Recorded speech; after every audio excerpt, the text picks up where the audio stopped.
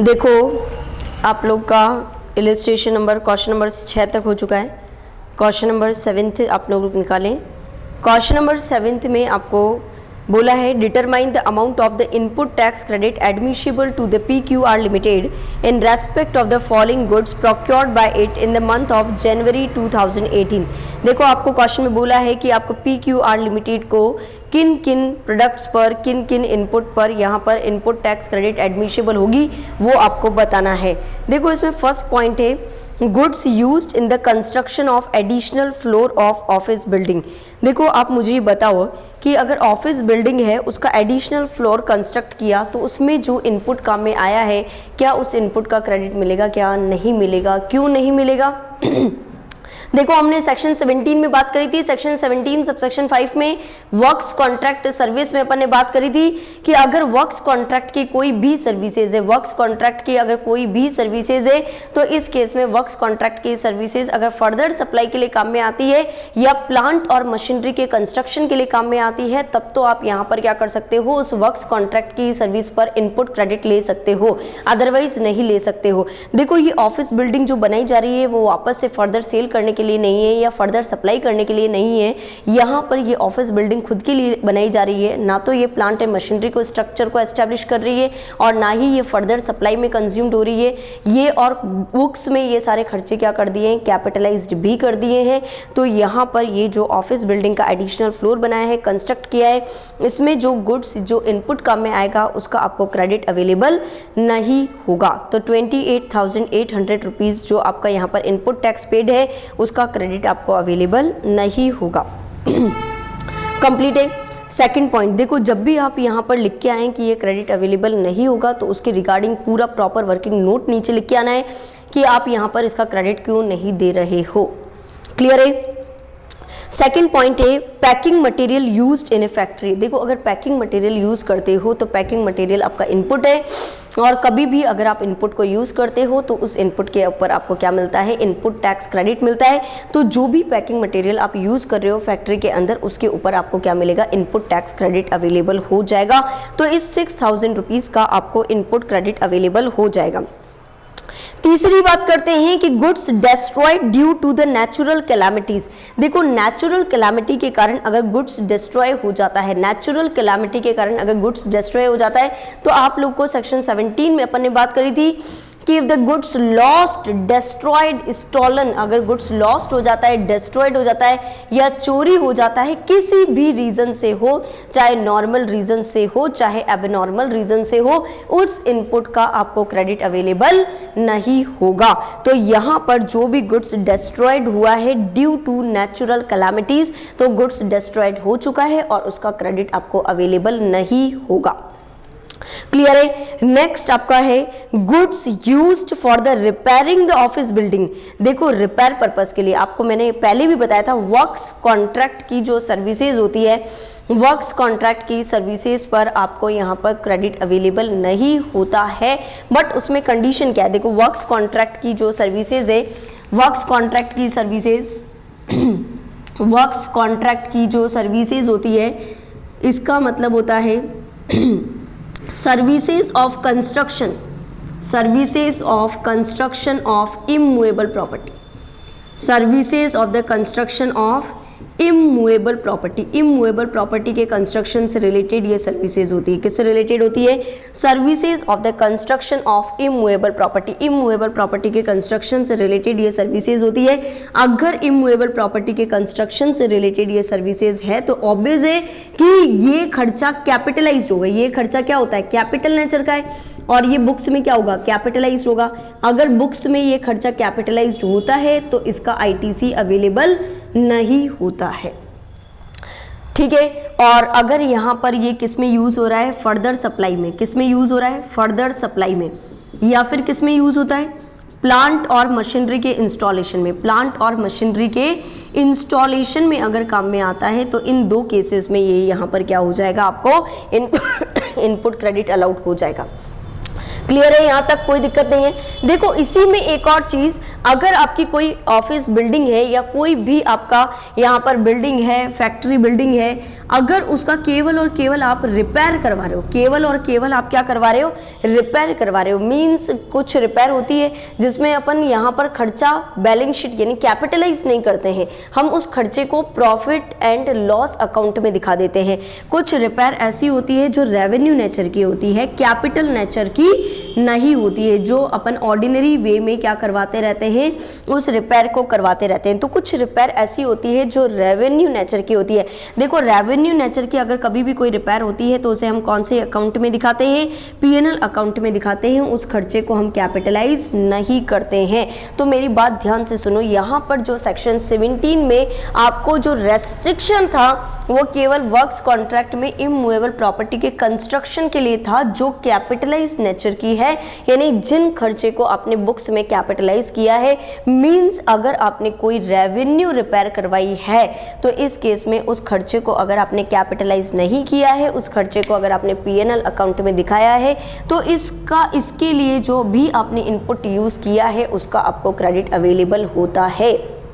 Clear है, मेरी बात समझ में आ रही है आपको, बिल्कुल क्लियर। अगर आपका कैपिटल नेचर का एक्सपेंडिचर होता और उस कैपिटल नेचर के एक्सपेंडिचर पे इनपुट काम में लिया होता तो उसका क्रेडिट नहीं मिलेगा। बट अगर रेवेन्यू नेचर का खर्चा है तो उस रेवेन्यू नेचर के एक्सपेंडिचर पे आपने जितना भी इनपुट काम में लिया है उसका आपको क्रेडिट अवेलेबल होता है। और जो भी रिपेयर आप यहाँ पर क्या दिखाते हो, पीएनएल अकाउंट में दिखाते हो, इसका मतलब that repair is belongs to the revenue repair. Clear है। तो देखो फोर्थ टॉपिक जो अपन ने बात करी अभी, उसमें स्पेसिफिकली लिखा हुआ है कि goods used for repairing the office building, कि आपने ये जो इनपुट्स है वो ऑफिस बिल्डिंग के रिपेयर के लिए यूज किए, and the cost of such repair is debited to the PNL account, और आपने इस रिपेयर की कॉस्ट को प्रॉफिट एंड लॉस अकाउंट में डेबिट किया है। इसका मतलब ये रेवेन्यू रिपेयर है, और रेवेन्यू रिपेयर से रिलेटेड जितने भी इनपुट्स यूज होते हैं उसका आपको यहाँ पर क्रेडिट अवेलेबल होगा। क्लियर है, तो यहां पर 12,000 का आपको क्रेडिट अवेलेबल होगा। नेक्स्ट फिफ्थ पॉइंट पे आते हैं, paper for the photocopy machine used in administrative office. देखो आपके एडमिनिस्ट्रेटिव ऑफिस में फोटोकॉपी की मशीन लगी हुई है, वहां पर पेपर फोटोकॉपी की मशीन है। देखो हमारे बिजनेस में अगर कोई भी चीज़ यूज़ की है तो उस पर अपने को क्या मिल जाएगा, यहाँ पर क्रेडिट अवेलेबल हो जाएगा।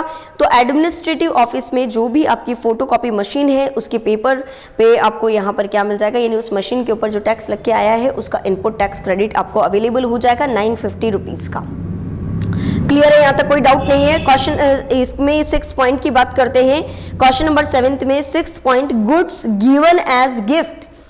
देखो आपको सेक्शन 17 में अपन ने क्या बात करी थी, गुड्स लॉस्ट डिस्ट्रॉयड, गिफ्ट में दे दो, फ्री सैंपल दे दो, लॉस्ट डिस्ट्रॉयड या चोरी हो जाए या कॉन्फिस्केट हो जाए, इन सभी के केसेस में जो इनपुट काम में आया है उसका क्रेडिट आपको अवेलेबल नहीं होता है। तो अगर आपने गुड्स यहाँ पर गिफ्ट के तौर में दे दिया है, 25,000 रुपये का उस पर इनपुट टैक्स है, तो उस इनपुट टैक्स का आपको क्रेडिट अवेलेबल नहीं होगा। नेक्स्ट और लास्ट 7th पॉइंट है, इनपुट्स यूज्ड फॉर टेस्ट और क्वालिटी कंट्रोल चेक। देखो कुछ इनपुट्स होते हैं जो हमारी प्रोडक्ट की टेस्टिंग के लिए यूज होते हैं, हमारी प्रोडक्ट की टेस्टिंग, हमारी प्रोडक्ट की जो क्वालिटी कंट्रोल होती है उसको चेक करने के लिए होते हैं। तो देखो that is belongs to the business, ये हमारे बिजनेस से डे टू डे से रिलेट करता है। अगर ये आपके यहाँ पर बिजनेस एक्सपेंडिचर है, बिजनेस में काम में आ रहा है, देन इन सच केस आपको इसका क्रेडिट अवेलेबल हो जाएगा। कंप्लीट है, तो आपको क्वेश्चन नंबर 7 आप लोगों का कंप्लीट है, इसमें सारी टर्म्स आप लोगों को कंप्लीट है। क्लियर है। नेक्स्ट आप क्वेश्चन नंबर 8 पर आ जाएं। देखो क्वेश्चन नंबर 7 में जो पॉइंट से मेजर पॉइंट केवल एक ही आया था, इसमें आपको ये ध्यान में रखना है कि कभी भी अगर आपने यहाँ पर कोई भी खर्चा किया है वर्क्स कॉन्ट्रैक्ट सर्विसेज से रिलेटेड है, बट वो रिपेयर रेवेन्यू नेचर की है, तो वो वर्क्स कॉन्ट्रैक्ट में कवर नहीं होती है। और रेवेन्यू रिपेयर हमेशा पीएनएल अकाउंट में दिखाई जाती है, और पीएनएल अकाउंट में जो भी खर्चे दिखाए जाते हैं वो हमारे बिजनेस से रिलेटेड होते हैं, और उसके ऊपर आपको क्या मिल जाता है, क्रेडिट अवेलेबल हो जाता है। बट अगर वर्क्स कॉन्ट्रैक्ट से रिलेटेड कोई भी सर्विसेज है जिसको आपने बुक्स में कैपिटलाइज कर दिया है तो वो खर्चा आपने यहाँ पर अगर कैपिटलाइज कर दिया है तो यहाँ आईटीसी नहीं मिलेगा, बट कैपिटलाइज होने के बाद भी आईटीसी मिल जाएगा अगर ये फर्दर सप्लाई में काम में आते हैं या प्लांट और मशीनरी के इंस्टॉलेशन के लिए काम में आते हैं। कंप्लीट है। तो क्वेश्चन नंबर 8 पर आ जाए।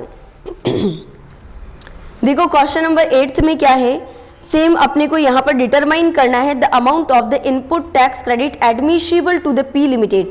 आपको यहाँ पर इनपुट टैक्स क्रेडिट निकालना है जो किसको एडमिशिबल है, पी लिमिटेड को, इन respect of the following items procured by them in the month of November 2017।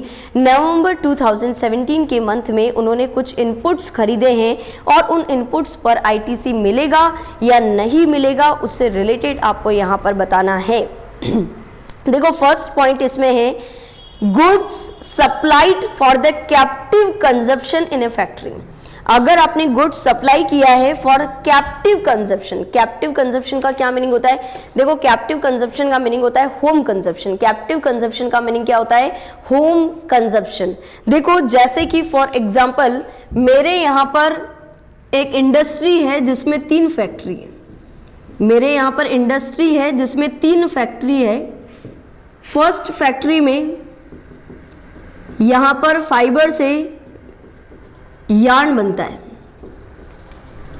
अब ये यार्न मार्केट में सेल नहीं करके मेरी ही इंडस्ट्री की दूसरी फैक्ट्री है, उस फैक्ट्री में यार्न से ग्रे बनता है। उस फैक्ट्री में क्या बनता है, यार्न से ग्रे बनता है। मींस ये यार्न में मार्केट में सेल नहीं करके कैप्टिवली कंज्यूम्ड कर रही हूं। कैप्टिव कंजप्शन का मतलब होम कंजप्शन। कैप्टिव कंजप्शन का क्या मीनिंग होता है, कैप्टिव कंजप्शन का मीनिंग होता है होम कंजप्शन। क्या होता है, होम कंजप्शन।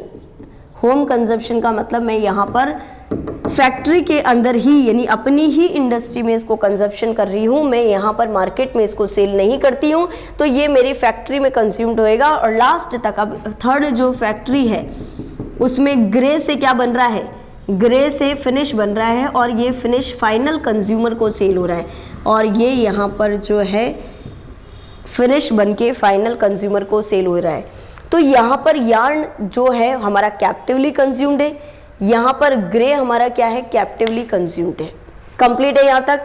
तो कैप्टिव कंजप्शन में अगर यूज आता है इसका मतलब आप ही की इंडस्ट्री में वो गुड्स बार बार यूज आ रहा है, तो इस केस में फर्दर प्रोडक्ट को बनाने के लिए यूज आता है, तो इसका इनपुट क्रेडिट आपको अवेलेबल हो जाएगा।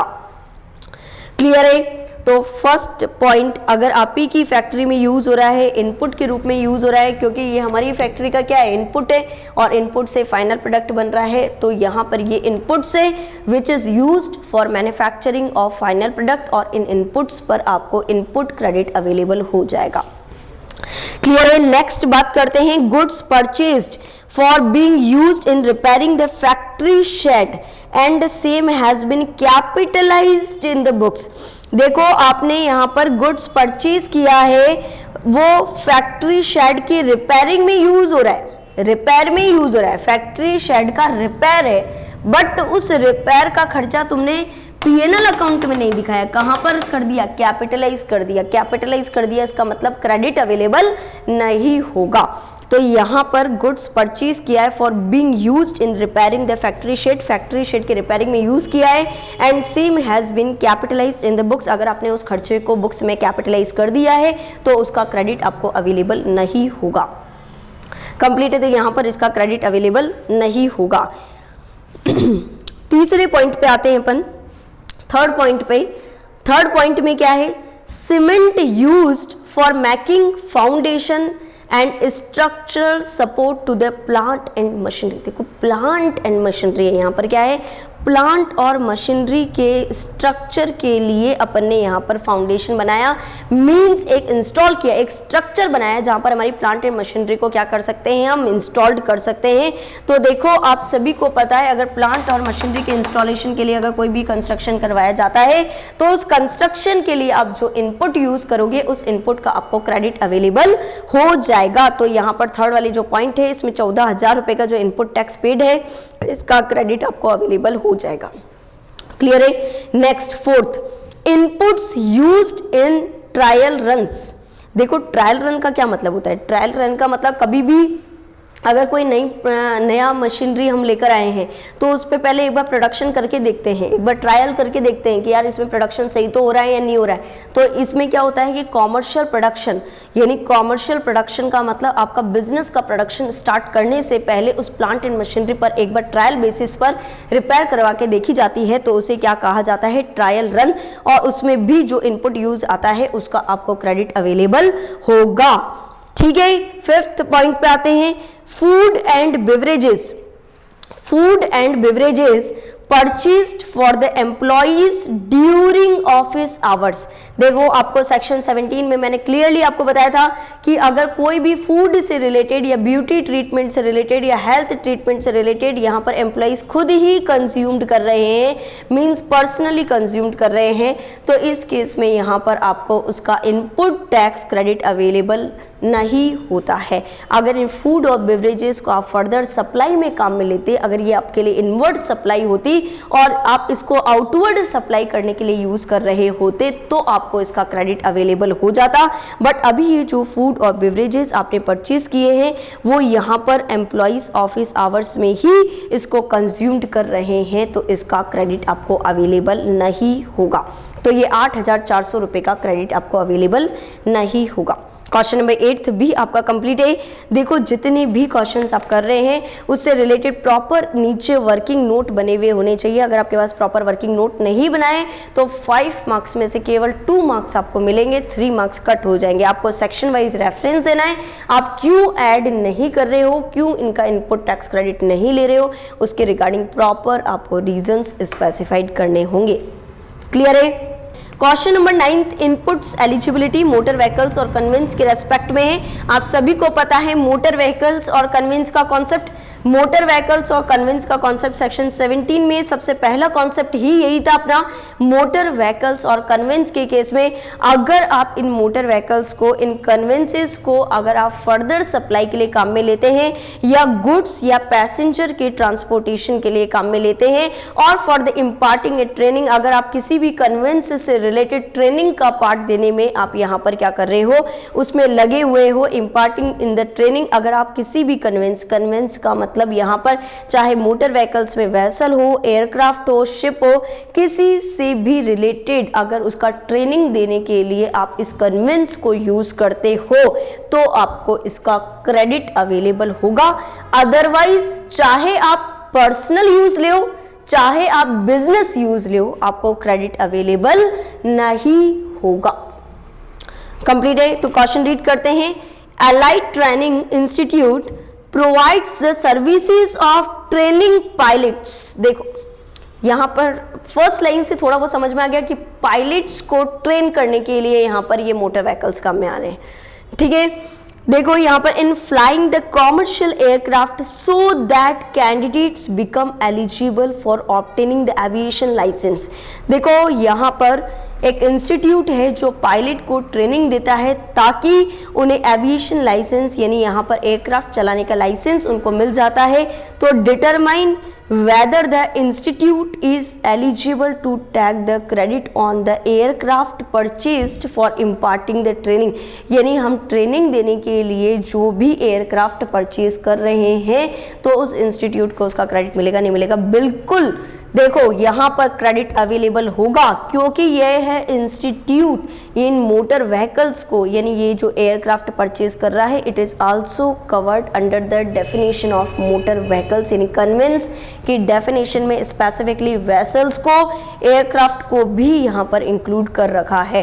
तो एयरक्राफ्ट चलाने के लिए पायलट्स को क्या दी जा रही है? ट्रेनिंग दी जा रही है ताकि उन्हें एक एविएशन लाइसेंस मिल सके, एयरक्राफ्ट चलाने का लाइसेंस मिल सके। तो ये एक ट्रेनिंग है और ट्रेनिंग देने के लिए मोटर व्हीकल्स काम में आएगी, तो उन मोटर व्हीकल्स का आपको क्या मिल जाएगा? क्रेडिट अवेलेबल हो जाएगा। क्लियर है? तो conveyance includes vessel, aircraft and a vehicle, और अगर aircraft is used to impart the training on the flying, therefore the credit of input tax paid on the purchase of aircraft will be available. Okay, question number 9th भी आपका complete है। Question number 10th पे आप आ जाएं। Question number 10th किससे related है? Input services से related है। देखो इनपुट्स हो चुके हैं आपके, इनपुट सर्विसेज से रिलेटेड है। अब ये compute the input tax credit available with Ujjwal Motors limited manufacturer of cars in respect of the following services availed by it in the month of October 2017। अक्टूबर 2017 में यहाँ पर इस मोटर्स लिमिटेड ने manufacture, जो car manufacturer है उसने यहाँ पर क्या करी है, बहुत सारी सर्विसेज ली है। आपको ये बताना है क्या इन सर्विसेज पर इनपुट क्रेडिट अवेलेबल होगा या नहीं होगा। कंप्लीट है। देखो फर्स्ट अपन बात करते हैं अकाउंटिंग एंड ऑडिटिंग सर्विसेज। पहली कौन सी सर्विसेज है?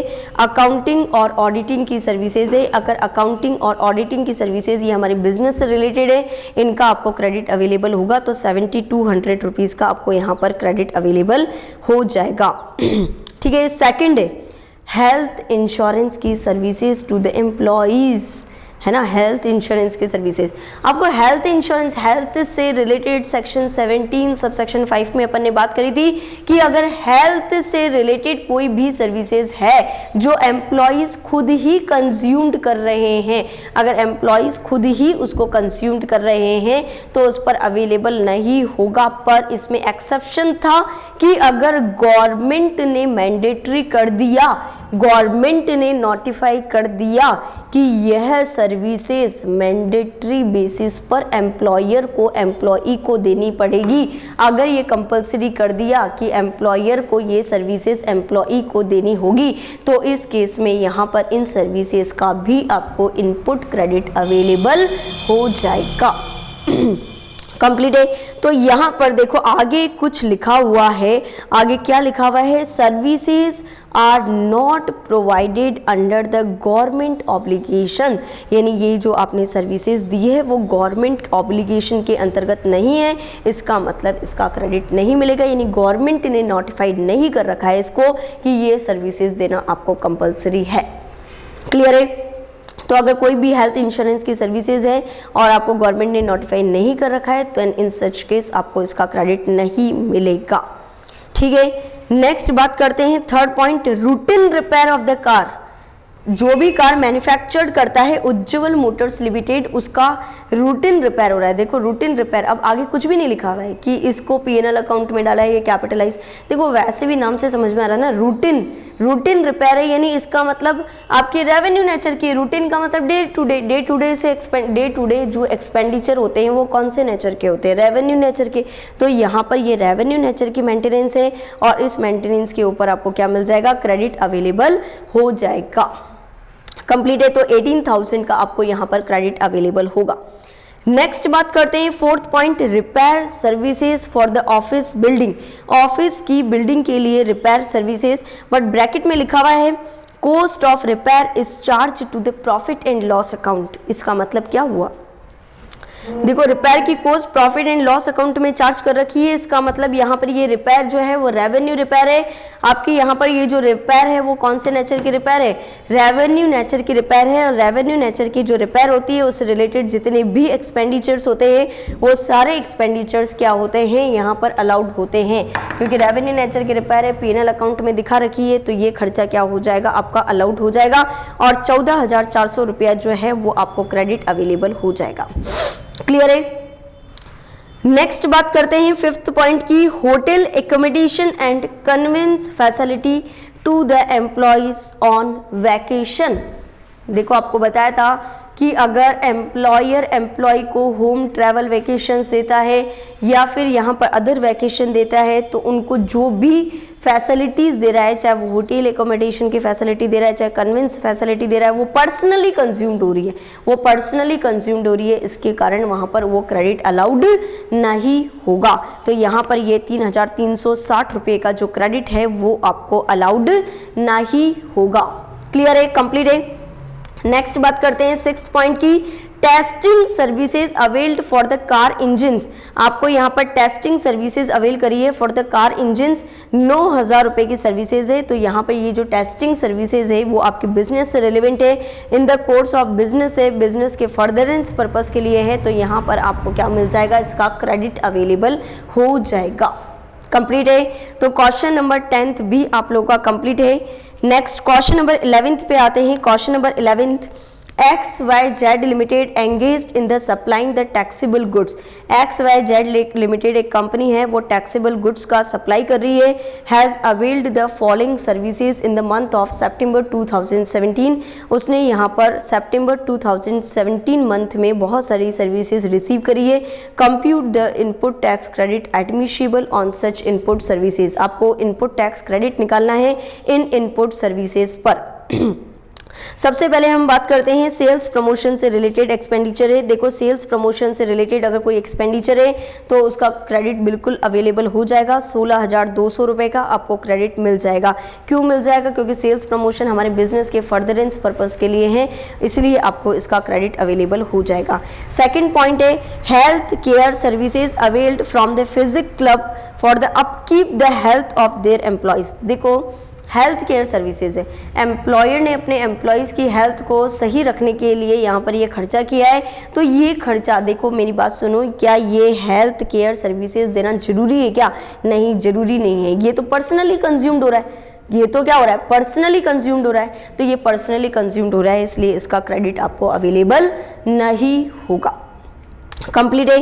नेक्स्ट बात करते हैं XYZ limited hired the cab on the rent for employees. देखो रेंट एक कैब की सर्विसेज भी हमने सेक्शन 17 सब सेक्शन 5 में बात करी थी कि अगर रेंट एक कैब की सर्विसेज यानी एक कैब रेंट पे लगा देते हैं एम्प्लॉयज़ के लिए, तो अगर गवर्नमेंट ने नोटिफाई कर रखी है वो सर्विस की this services is required to be mandatory basis की, आपको यहाँ पर ये मैंडेटरी बेसिस पर एम्प्लॉयर को एम्प्लॉई को देनी ही पड़ेगी, तो यहाँ पर उसका क्रेडिट मिल जाएगा। बट अगर गवर्नमेंट ने मैंडेटरी बेसिस पर इसको नोटिफाई नहीं कर रखा हो तो यहाँ पर इसका क्रेडिट नहीं मिलेगा। तो यहाँ पर ब्रैकेट में लिखा हुआ है कि government has issued a notification for such service to be mandatory provide to the employees. Government ने नोटिफाई कर रखा है कि मैंडेटरी बेसिस पर ये सर्विसेज आपको किसको देनी है, एम्प्लॉयज़ को देनी है। तो ये गवर्नमेंट के नोटिफाइड है, तो ये 10,080 रुपये का आपको क्या मिल जाएगा, क्रेडिट अवेलेबल हो जाएगा। कंप्लीट है यहाँ तक। तो गवर्नमेंट ने नोटिफाई कर रखा है, इसलिए आपको यहाँ पर 10,080 रुपीज़ का यहाँ पर क्या मिल जाएगा, आपको क्रेडिट अवेलेबल हो जाएगा। क्लियर है। नेक्स्ट आगे बढ़ते हैं market research services. Market research services 4,500। Market research से रिलेटेड जो सर्विसेज है उस पर इनपुट टैक्स आपने कितना पे किया है, 4,500 का। देखो ये भी हमारे बिजनेस से रिलेवेंट है, तो इसका भी आपको क्रेडिट अवेलेबल हो जाएगा। Next quality control services. Quality control, quality को कंट्रोल करने के लिए भी कुछ सर्विसेज दी जाती है, तो इसका भी क्रेडिट मिल जाएगा। देखो क्या कोई रेस्ट्रिक्शन है क्या सेक्शन 17 में इनसे रिलेटेड? सेक्शन 17 में इनसे रिलेटेड कोई भी रेस्ट्रिक्शंस नहीं बता रखे हैं, तो इनका क्रेडिट आपको अवेलेबल हो जाएगा। नेक्स्ट है वर्क्स कॉन्ट्रैक्ट की services for the construction of office building. देखो कुछ भी नहीं लिखा हुआ है आगे, इसका मतलब ऑफिस बिल्डिंग का कंस्ट्रक्शन हुआ वो ना तो फर्दर सप्लाई में काम में आ रहा है और ना ही प्लांट और मशीनरी के इंस्टॉलेशन से रिलेटेड है, और ये खर्चा कौन से नेचर का है, कैपिटल नेचर का, तो इसके ऊपर ITC नहीं मिलेगा। तो 45,000 का आपको क्रेडिट अवेलेबल नहीं होगा। नेक्स्ट आगे बात करते हैं अपन यहाँ पर क्वेश्चन नंबर 12 पे आ जाएं आप लोग। क्वेश्चन नंबर 12 पर question number 12 XYZ limited. Question number 12 XYZ limited एक मैन्युफैक्चरर है which is engaged in the supply of taxable goods.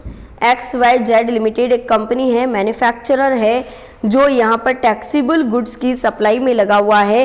Has purchased the 10,000 kgs of inputs for ₹1 lakh. ठीक है ना, ये जो कंपनी है ना उसने क्या किया, 10,000 kg इनपुट्स का खरीदा, 1 लाख रुपए का कॉस्टिंग है। इसमें CGST और SGST 6% एक्सक्लूड है, यानी कहने का मतलब 1 लाख रुपीज़ आपके 1 लाख रुपीज़ का टैक्सेबल गुड्स है।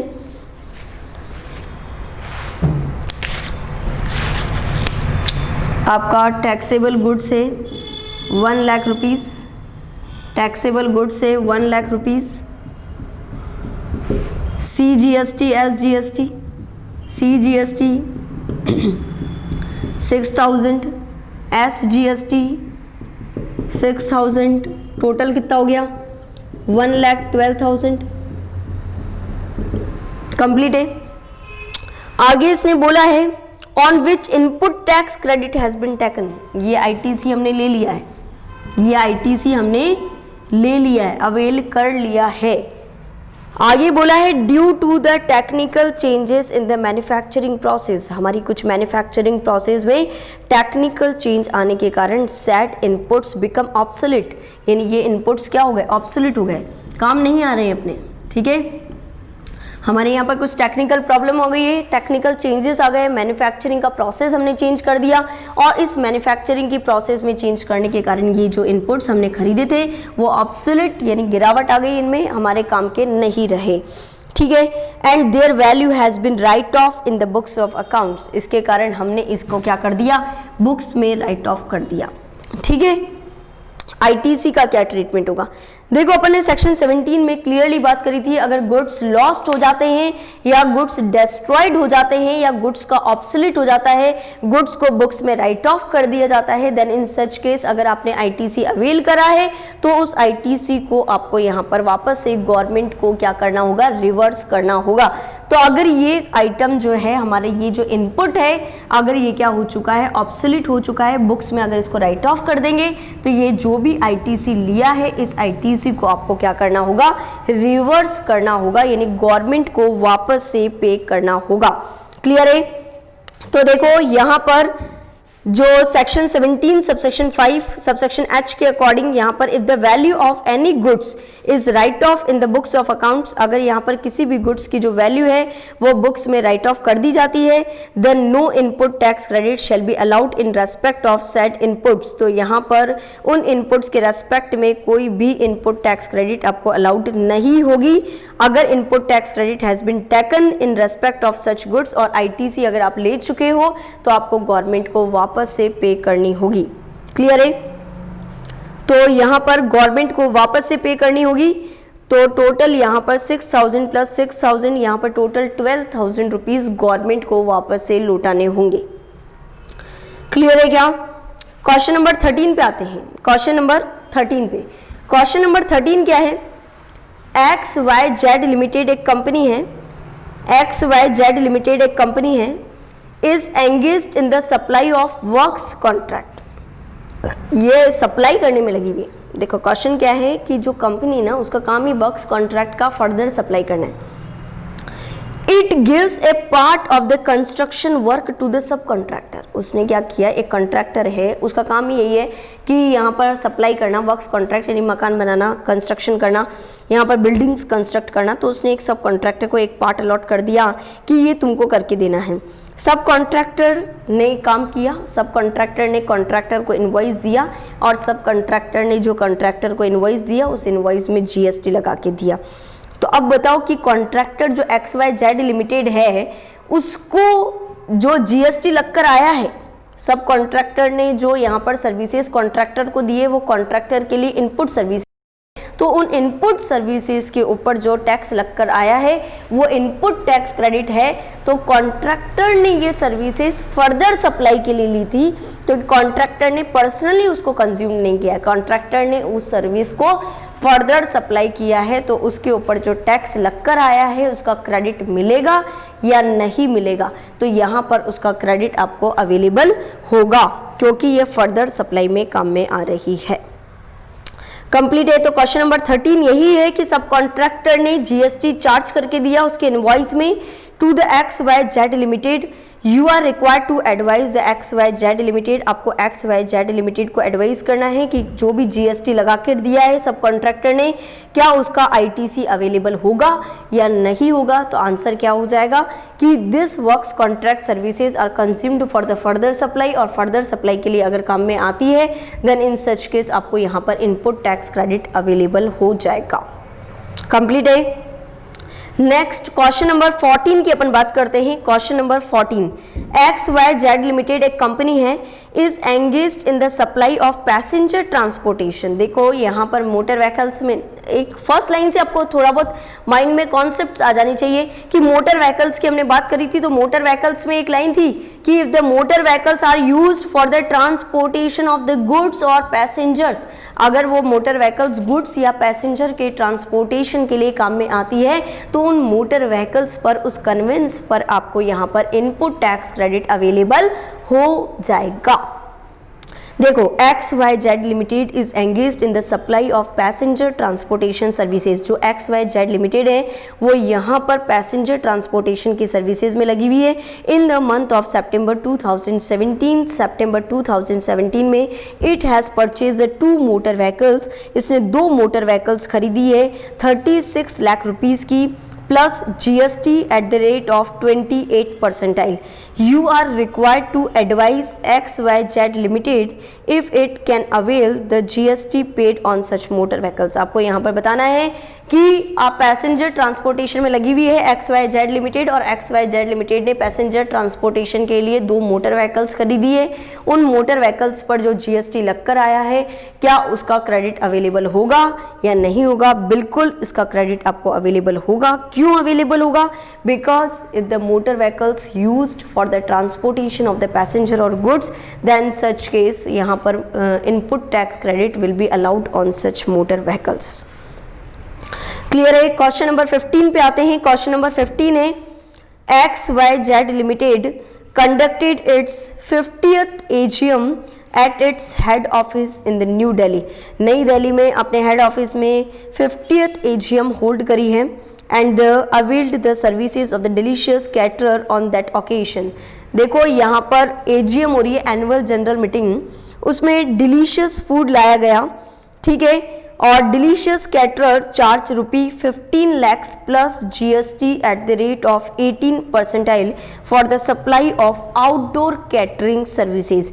You are required to determine. देखो आप लोगों को पहले भी बताया था अगर फूड से रिलेटेड, फूड में सारी चीज़ें आ जाएगी, चाहे वो आउटडोर कैटरिंग से रिलेटेड हो, फूड बेवरेजेस से रिलेटेड हो, if it is consumed personally by the employees और directors in the company then in such case the credit will not be allowed.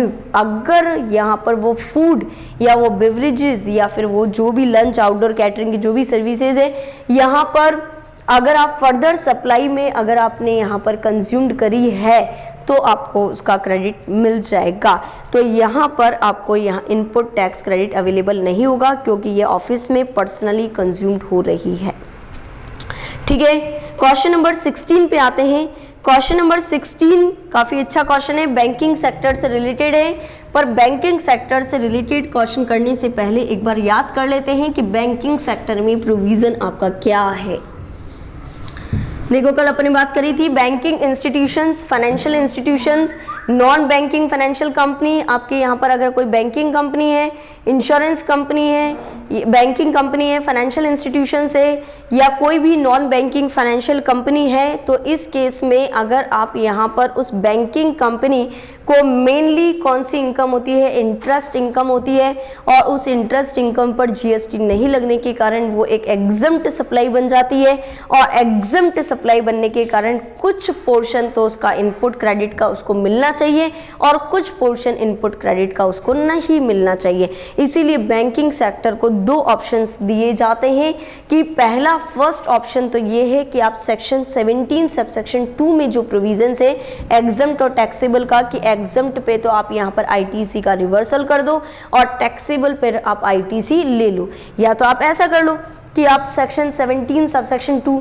But banking sector के लिए अगर ये बहुत ही ज़्यादा कॉम्प्लिकेटरी हो रहा है कि यार it is not possible to maintain and differently कि एग्जम्प्टेड इतना है, टैक्सेबल इतना है, तो एक और ऑप्शन बैंकिंग सेक्टर के पास होता है कि आपके पास टोटल जितना भी आपने ITC अवेल किया है उसका 50% मंथली बेसिस पर आप रिवर्स करते जाओ, और अगर आपको आप ही की ब्रांच से कोई इनपुट रिसीव हुआ है या इनपुट सर्विसेज रिसीव हुई है आप ही की branch having the same pan number, तो इस केस में उस पर जो GST लगकर आया उस इनपुट का तो आप 100% ले लो, और बची हुई इनपुट टैक्स क्रेडिट का आप यहाँ पर क्या कर देना 50% अवेल कर लो।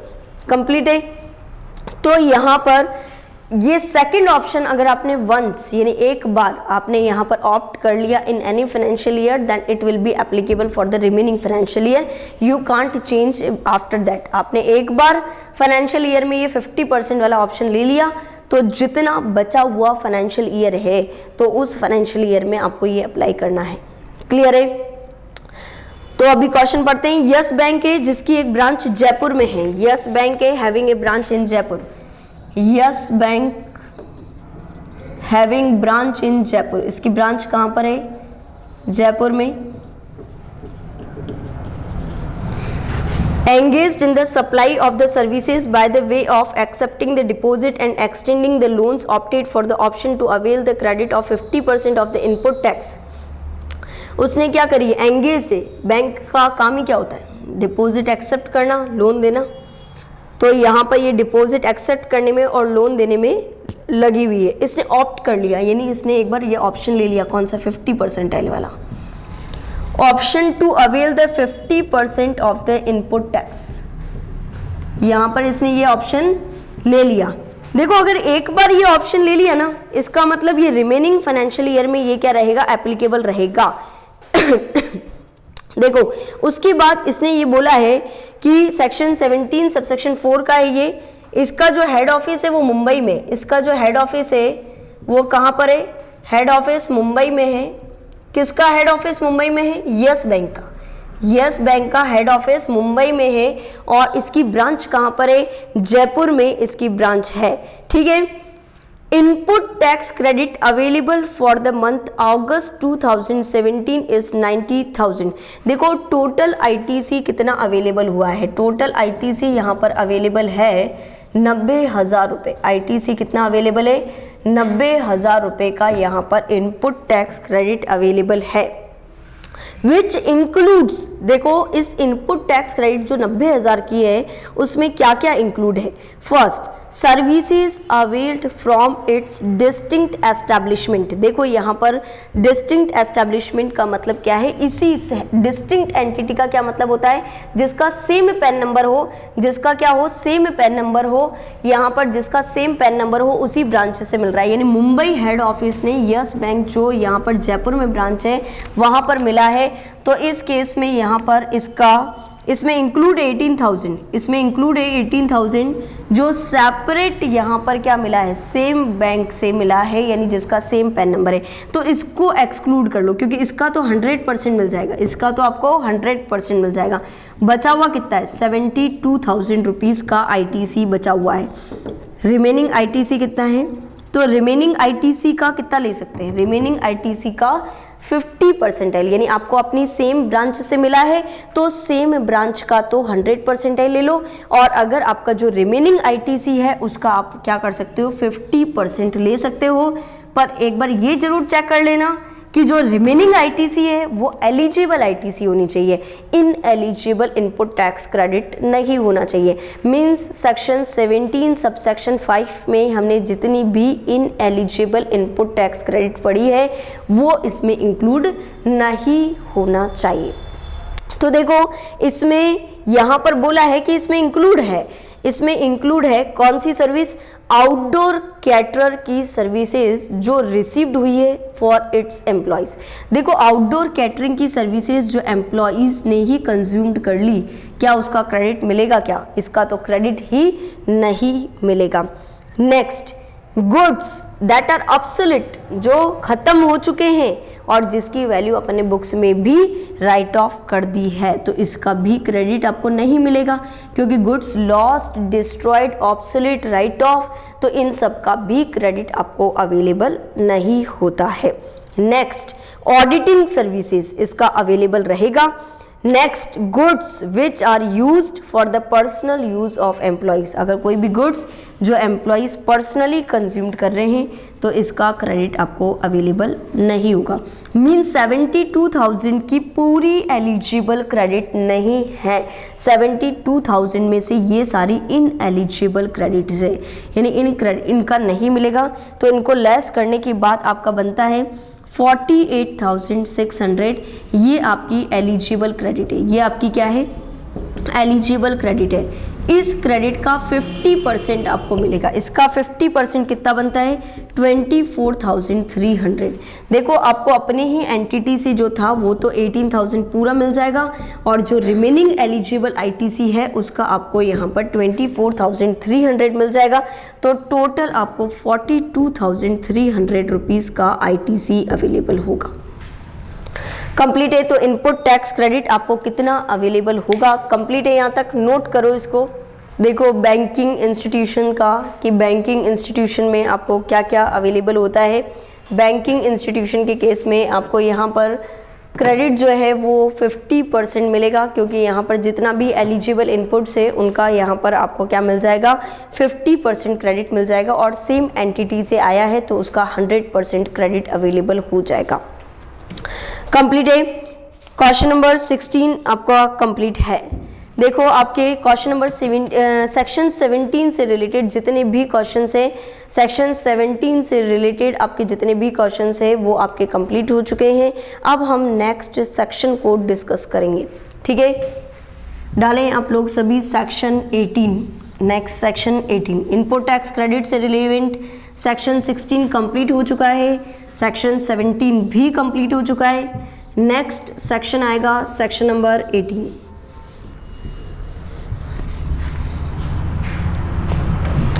देखो सेक्शन नंबर 18 में कुछ स्पेशल सरकमटेंसेस आएगी, जिन स्पेशल सरकमटेंसेस में आपको इनपुट टैक्स क्रेडिट कितना अवेलेबल होगा उसके रिगार्डिंग हमें डिस्कस करना है। तो सेक्शन नंबर 18 आपका है availability of the credit in the special circumstances.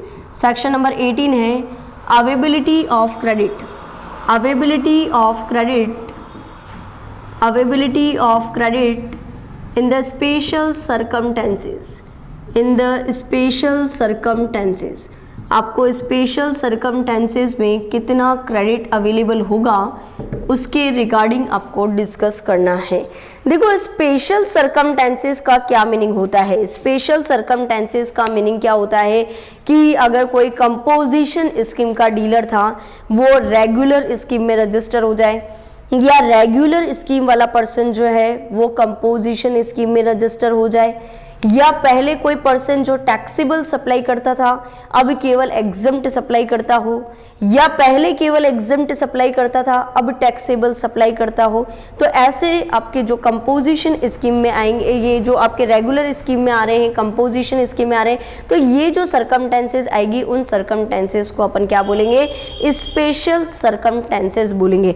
देखो इन स्पेशल सरकमटेंसेस में आपका सबसे पहले सेक्शन नंबर 18 सब सेक्शन 1 जो आता है वो availability of ITC in the special circumstances. आपका section number 18 sub section 1 availability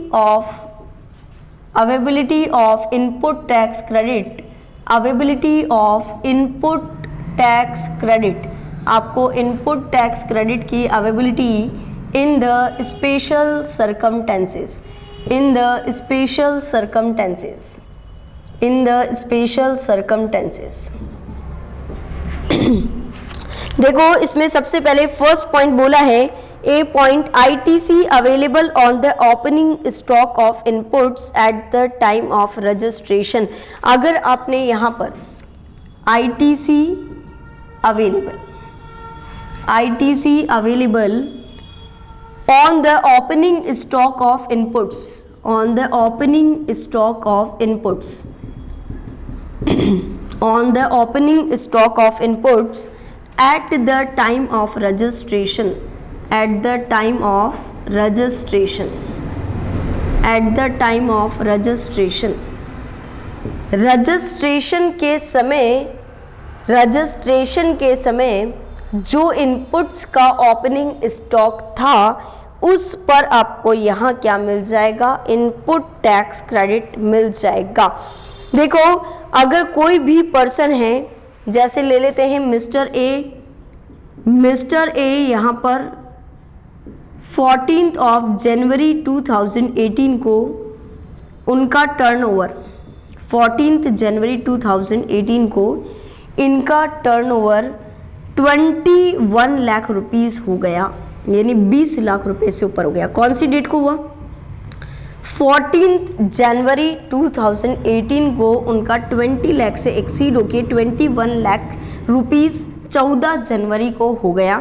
means इस डेट पर उनका लायबिलिटी आ गया कि उनको जीएसटी लॉ में रजिस्ट्रेशन करवाना है। ठीक है ना, इस डेट पर इनकी लायबिलिटी आ गई कि इनको जीएसटी लॉ में, क्योंकि जीएसटी लॉ में रजिस्ट्रेशन कब करवाना होता है, अगर आप नॉर्मल स्टेट में रजिस्टर्ड हो तो इस केस में, अगर आप नॉर्मल स्टेट में रजिस्टर्ड हो तो इस केस में 20 लाख से एग्रीगेट टर्नओवर जब भी ज़्यादा होगा उस डेट पर आपका लायबिलिटी आ जाएगा और लायबिलिटी आने के 30 दिन में आपको रजिस्ट्रेशन करवाना है। ठीक है, तो लायबिलिटी यहाँ पर आ गई और इसको 30 डेज में अप्लाई करना है। ठीक है, और इसने मान लेते हैं मिस्टर ए ने 30 दिन में अप्लाई भी कर दिया और उसका रजिस्ट्रेशन सर्टिफिकेट भी आ गया। 30 डेज के अंदर उसने अप्लाई भी कर दिया और उसका सर्टिफिकेट भी आ गया। तो जिस डेट पर उसका लायबिलिटी क्रिएट हुआ था उसकी जस्ट प्रीसीडिंग डे पर, उसके जस्ट प्रीसीडिंग डे का जो क्लोजिंग स्टॉक है, उसके जस्ट प्रीसीडिंग डे का जो क्लोजिंग स्टॉक है, उस जस्ट प्रीसीडिंग डे का जो क्लोजिंग स्टॉक है या सेम डेट का जो ओपनिंग स्टॉक है, सेम डेट का जो ओपनिंग स्टॉक है, उस ओपनिंग स्टॉक पर, तो इस डेट का जो ओपनिंग स्टॉक है, इस ओपनिंग स्टॉक में जो इनपुट्स अवेलेबल है, इस ओपनिंग स्टॉक में जो इनपुट्स अवेलेबल है, चाहे वो इनपुट्स आपने एज ए रॉ मटेरियल हो, चाहे वो इनपुट्स सेमी फिनिश्ड गुड्स के रूप में रखे गए हो, चाहे वो इनपुट्स फिनिश्ड गुड्स के रूप में रखे गए हो, जो भी इनपुट्स आपके प्रीसीडिंग डेट पर 13 जनवरी 2018 के क्लोजिंग स्टॉक में जितना भी इनपुट्स है, चाहे वो रॉ मटेरियल के रूप में हो, चाहे वो सेमी फिनिश गुड्स के रूप में हो, चाहे फिनिश गुड्स के रूप में हो, इस इनपुट्स के ऊपर जो आपने टैक्स पेड कर रखा है देखो, इन पर जो टैक्स पे किया होगा उस पर पहले तो आपने इनपुट टैक्स क्रेडिट नहीं लिया होगा। क्यों नहीं लिया होगा? क्योंकि पहले यहाँ पर क्या था, पहले तो यहाँ पर जीएसटी लॉ में रजिस्ट्रेशन ही नहीं था मिस्टर ए का। अब मिस्टर ए का जीएसटी लॉ में रजिस्ट्रेशन हो चुका है तो वो यहाँ पर इनपुट्स का क्या ले सकता है, क्रेडिट ले सकता है। कंप्लीट है। तो यहाँ पर जिस डेट पर उसका लायबिलिटी आएगा तो यहाँ पर उसने ये माना है कि उसने लायबिलिटी आने के 30 दिन के अंदर अप्लाई भी कर दिया, लायबिलिटी आने के 30 दिन के अंदर जीएसटी रजिस्ट्रेशन के लिए अप्लाई भी कर दिया था और रजिस्ट्रेशन के लिए अप्लाई भी कर दिया और रजिस्ट्रेशन सर्टिफिकेट भी आ गया और रजिस्ट्रेशन सर्टिफिकेट भी उसका आ गया है। ठीक है, अगर 30 दिन के अंदर रजिस्ट्रेशन के लिए अप्लाई भी कर दिया और रजिस्ट्रेशन सर्टिफिकेट भी आ गया तो इस केस में यहाँ पर जो क्लोजिंग स्टॉक अवेलेबल था या सेम डेट का जो ओपनिंग स्टॉक है उसमें जितना भी इनपुट्स अवेलेबल है, चाहे वो inputs as a raw material हो, चाहे वो inputs as a semi finished goods हो, चाहे वो inputs as a finished goods हो, इन इनपुट्स के ऊपर आपने जो भी टैक्स पे किया है इस टैक्स का क्या मिल जाएगा, आईटीसी अवेलेबल हो जाएगा। कंप्लीट है। तो ए पॉइंट आपका ITC available on the opening stock of the inputs at the time of registration. Note करो इसको। कंप्लीट है यहाँ तक। देखो नेक्स्ट बी पॉइंट,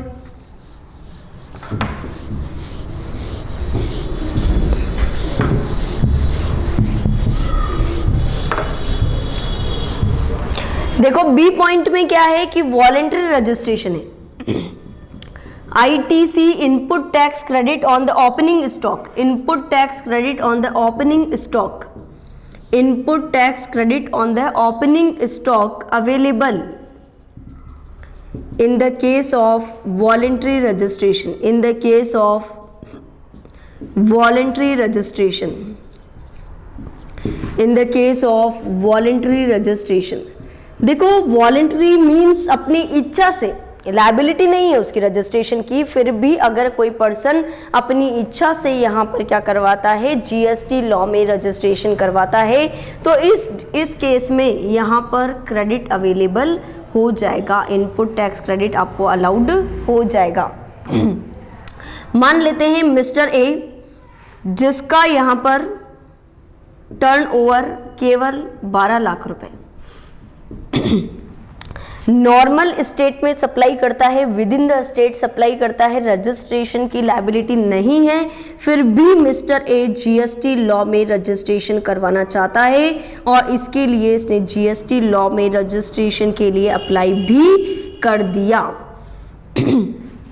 तो देखो जीएसटी लॉ में इसने रजिस्ट्रेशन के लिए अप्लाई किया 15 जनवरी 2018 को और इसका सर्टिफिकेट इसके पास आ गया, इसके पास इसका जीएसटी सर्टिफिकेट आ गया 18 जनवरी 2018 को।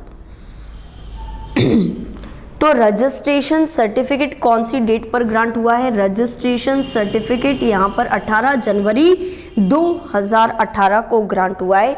तो जिस डेट पर जीएसटी रजिस्ट्रेशन सर्टिफिकेट मिला है उसकी जस्ट प्रीसीडिंग डेट पर, उसकी जस्ट प्रीसीडिंग डेट पर, इसकी जस्ट प्रीसीडिंग डेट पर जो क्लोजिंग स्टॉक अवेलेबल है, इसके जस्ट प्रीसीडिंग डेट पर जो क्लोजिंग स्टॉक अवेलेबल है, मींस यहाँ पर जो भी इनपुट्स अवेलेबल है जिन पर आपने टैक्स का पेमेंट कर दिया है, जिनके ऊपर आपने टैक्स पेड है, यानी कोई भी टैक्स पेड इनपुट्स आपकी फैक्ट्री में अवेलेबल है तो इनका आपको क्रेडिट अवेलेबल हो जाएगा, इसका क्रेडिट आपको अवेलेबल हो जाएगा।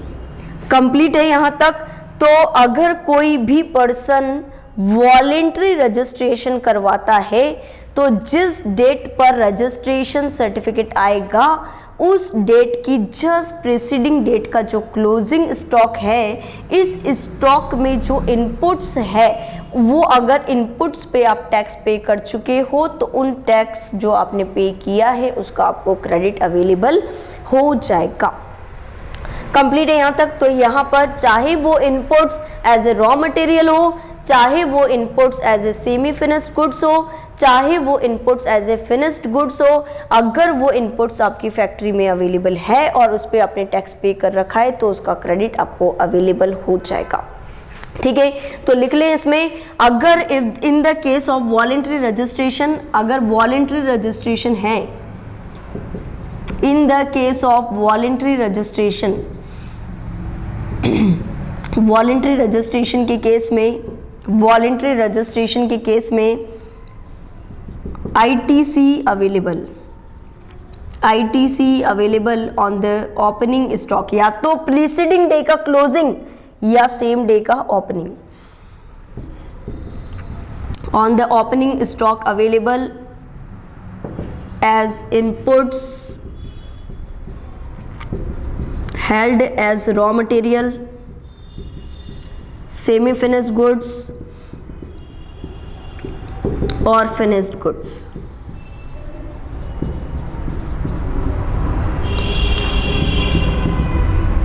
and tax paid on such inputs।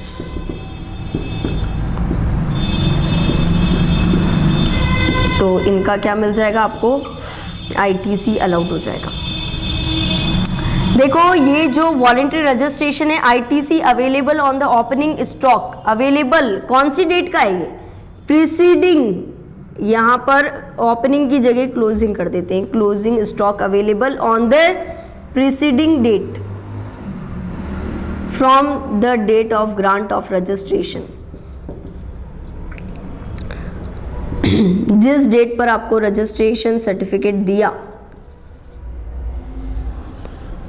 Complete है। तो जिस डेट पर रजिस्ट्रेशन सर्टिफिकेट दिया है उसके जस्ट प्रीसीडिंग डेट का क्लोजिंग स्टॉक, उसमें जितना भी इनपुट्स अवेलेबल है, चाहे वो रॉ मटेरियल के रूप में हो, चाहे सेमी फिनिश्ड या फिनिश्ड, उस पे अगर आपने टैक्स पे कर रखा है तो उसका क्रेडिट आपको अलाउड हो जाएगा। कंप्लीट है, यहाँ तक नोट करो।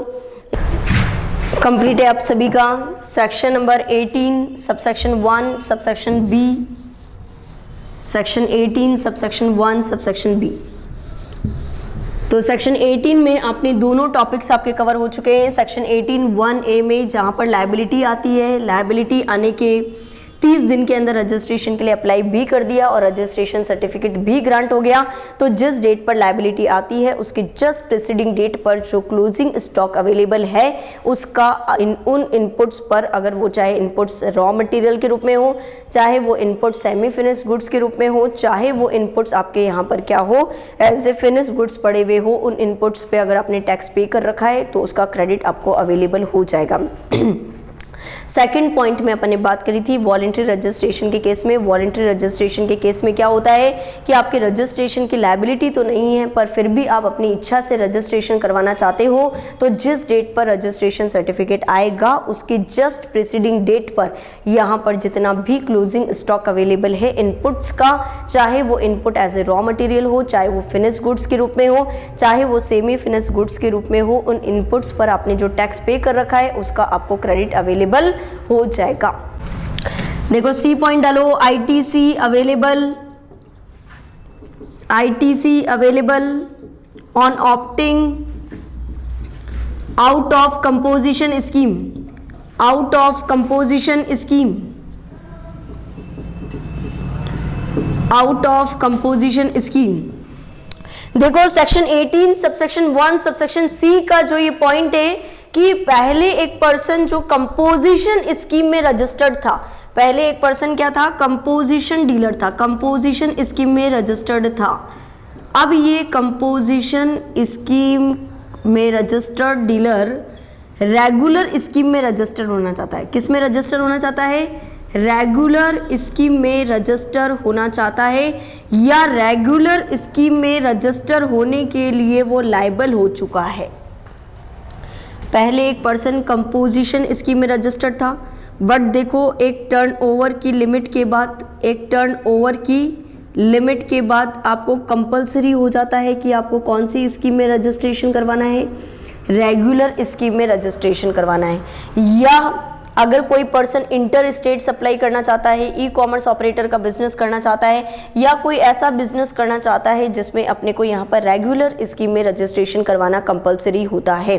देखो अगर कोई पर्सन पहले कंपोजिशन स्कीम में रजिस्टर्ड था, बट टर्नओवर की लिमिट के कारण या किसी अदर रीजन से या किसी अदर रीजन से उसे रेगुलर स्कीम में रजिस्टर होना है, means he become liable to get registration under the regular scheme.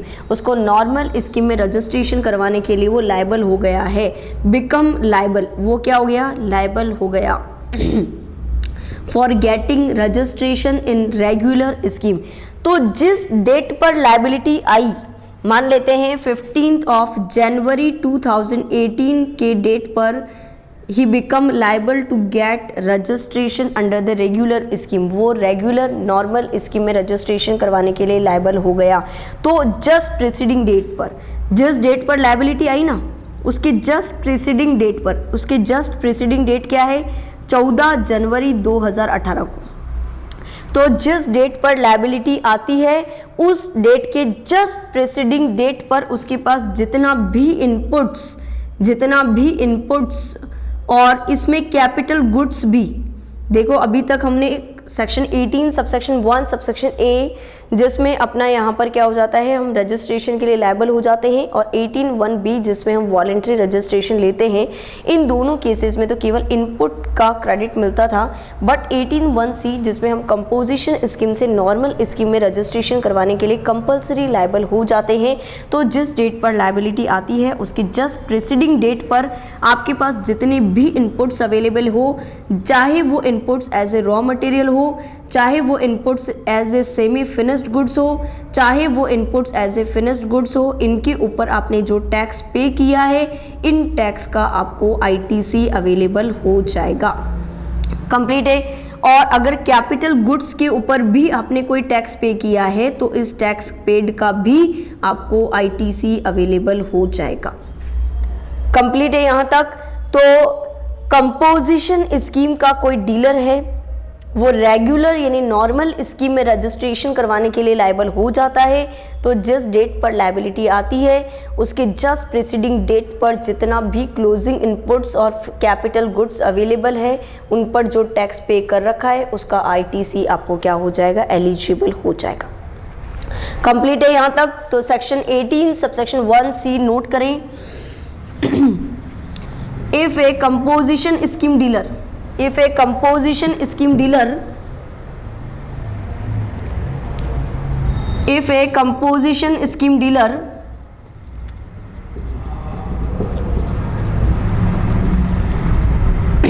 become liable to get register, become liable to get register under normal scheme, under normal scheme, then in such case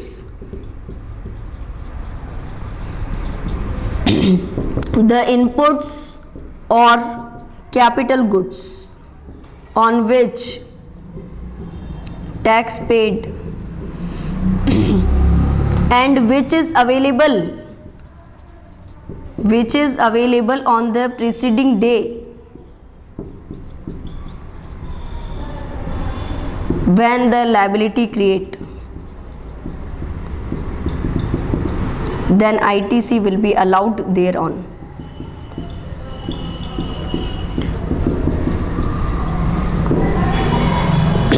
देखो पहले जो दो cases पढ़े थे section 18 subsection 1 subsection A और section 18 subsection 1 subsection B, उन दोनों cases में आपको कैपिटल गुड्स का क्रेडिट नहीं मिल रहा था, पर यहाँ पर 18(1)(c) जिसमें आप कंपोजिशन स्कीम से कंपलसरी आप रेगुलर स्कीम में रजिस्टर्ड करवाने के लिए लायबल हो रहे हो, तो इस केस में आपको यहाँ पर क्या मिल जाएगा, इसका क्रेडिट भी मिल जाएगा। क्लियर है यहाँ तक? तो section 18 subsection 1 subsection A, 18 subsection 1 subsection B और लास्ट अभी ये था 18 सबसेक्शन 1 सबसेक्शन C। नेक्स्ट आप लोग डालेंगे सेक्शन 18 सबसेक्शन 1 सबसेक्शन D। डालो सभी सेक्शन 18 सबसेक्शन 1 सबसेक्शन D।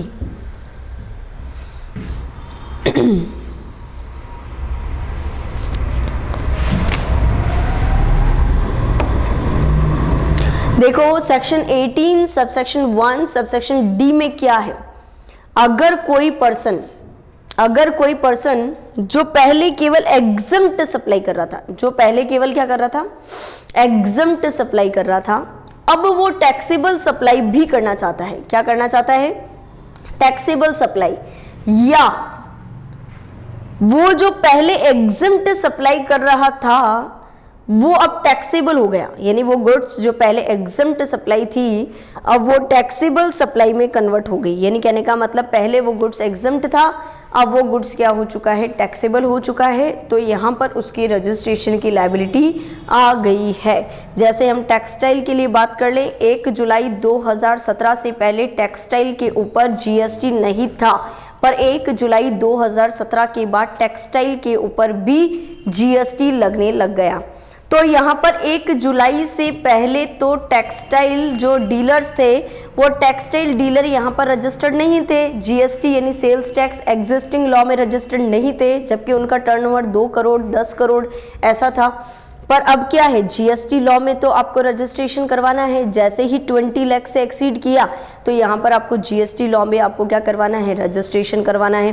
तो उनकी जो एग्जम्प्ट सप्लाई थी वो टैक्सेबल सप्लाई में कन्वर्ट हो गई, और वो टैक्सेबल सप्लाई में कन्वर्ट होने के बाद उनका जो टर्नओवर है वो भी क्या हो रहा है, एक्सीडिंग टू द लिमिट हो रहा है। तो इस केस में उन एग्जम्प्ट सप्लाई वाले पर्सन्स को यहाँ पर GST लॉ में क्या करवाना होगा, रजिस्ट्रेशन करवाना होगा। देखो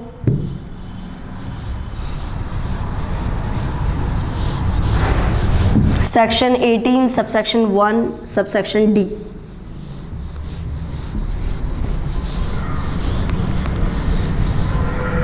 सेक्शन 18 सबसेक्शन 1 सबसेक्शन D, यहाँ पर exempt supply become taxable supply, exempt supply become taxable supply.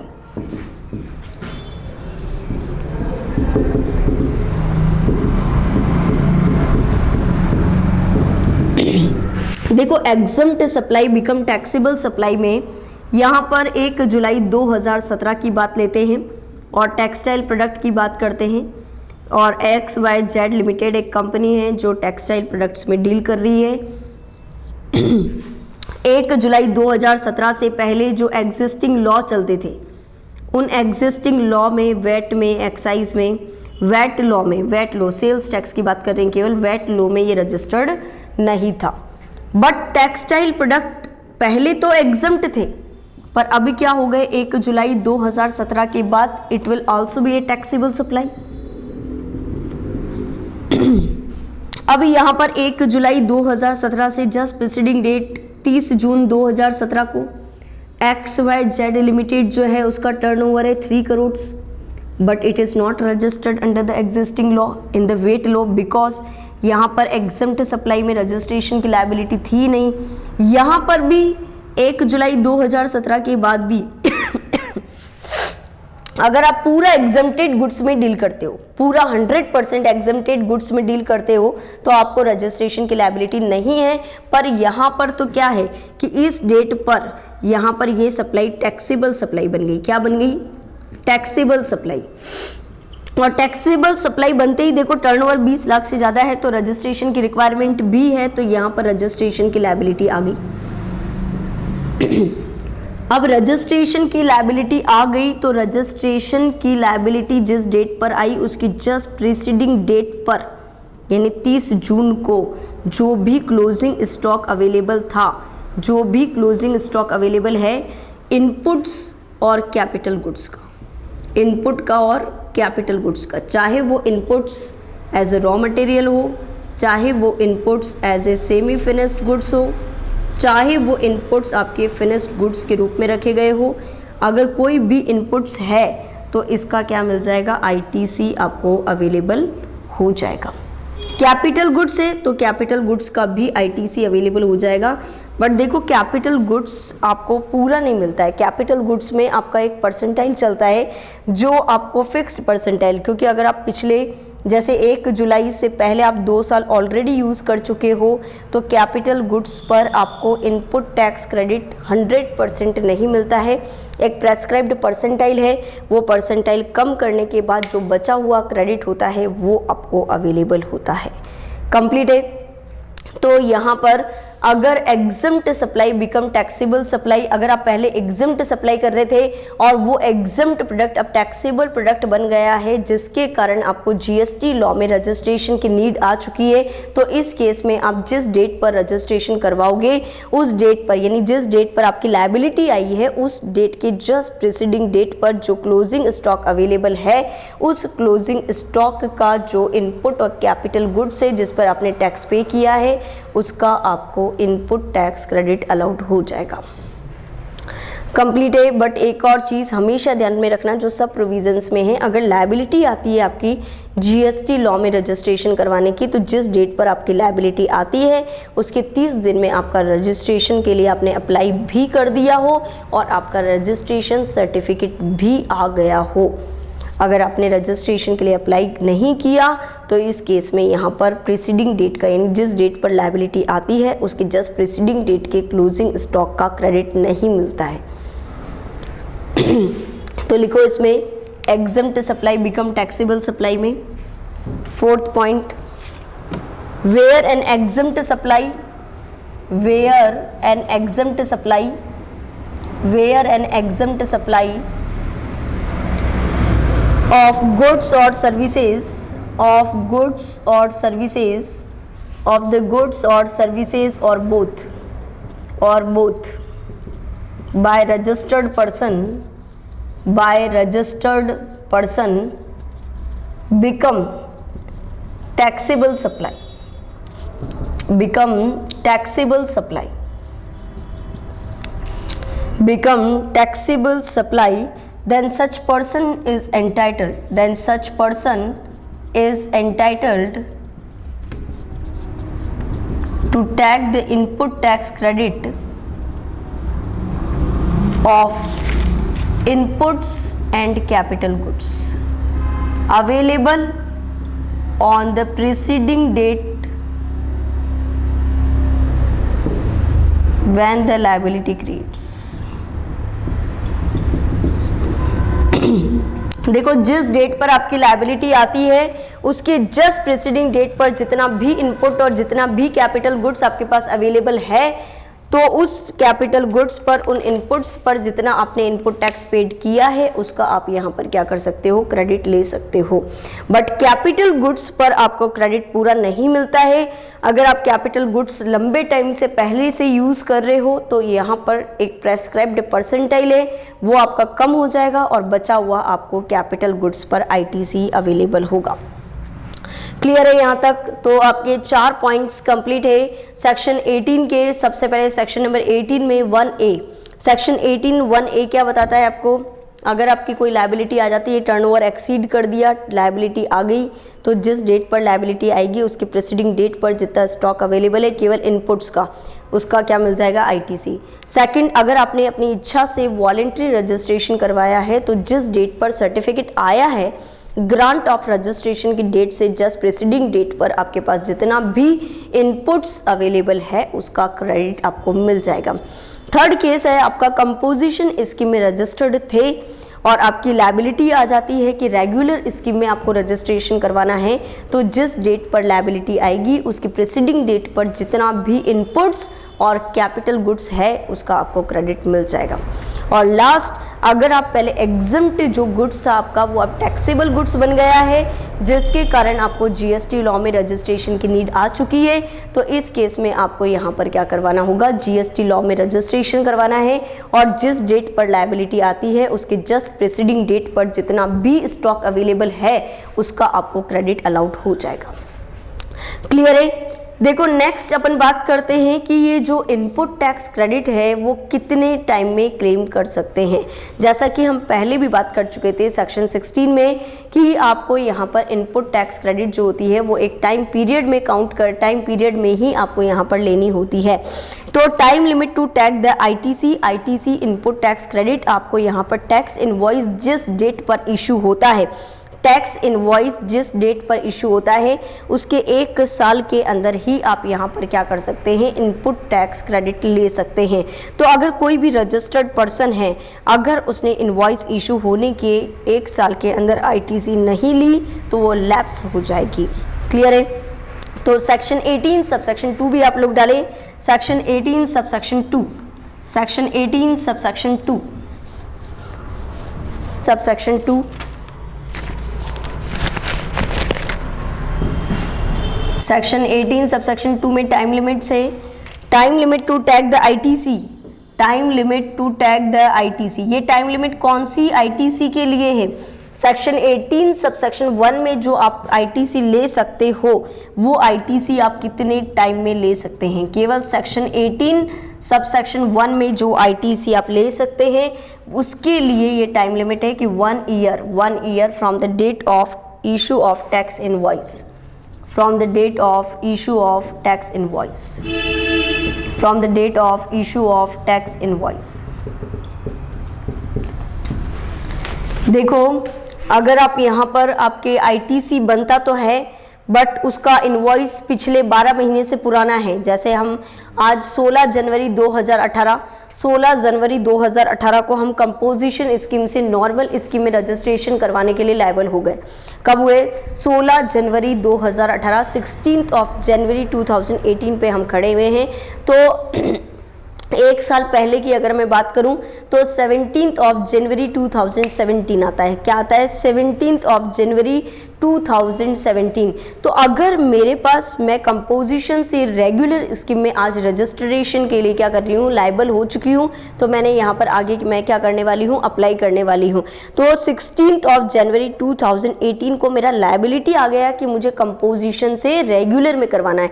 तो अगर मैं यहाँ पर क्रेडिट लेना चाहूँ तो मैं क्रेडिट केवल पिछले 1 साल का जो इनवॉइस है उसका ही ले सकती हूँ, यानी 17 ऑफ जनवरी 2017 से लेके 16 जनवरी 2018 के बीच के जो इनवॉइस है केवल उसी का ही क्रेडिट मिलेगा।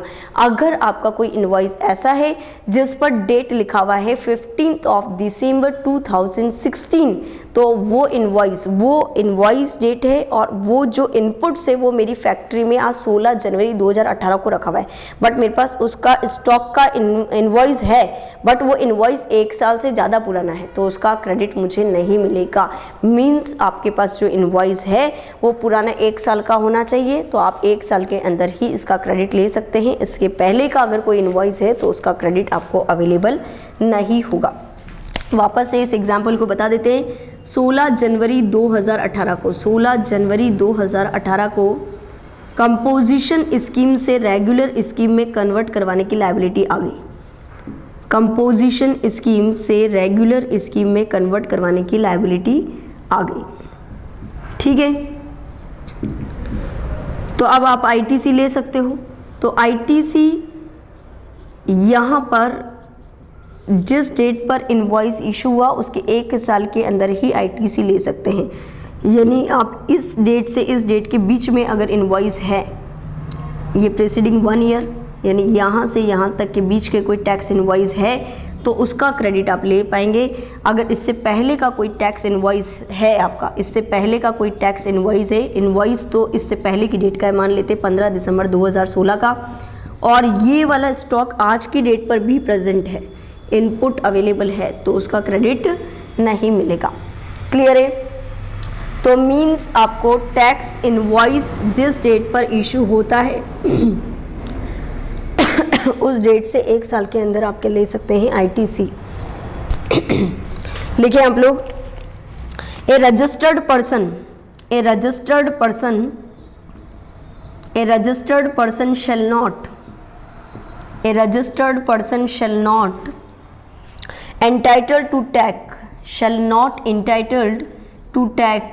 shall not entitled to tax input tax credit under section 18 subsection 1 input tax credit under section 18 subsection 1 in respect of any supply of goods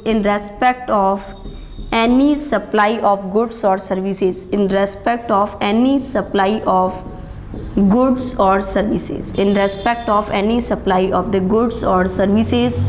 or both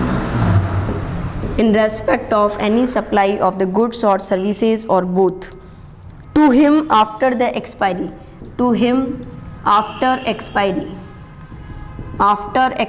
of 1 year from the date of issue of tax invoice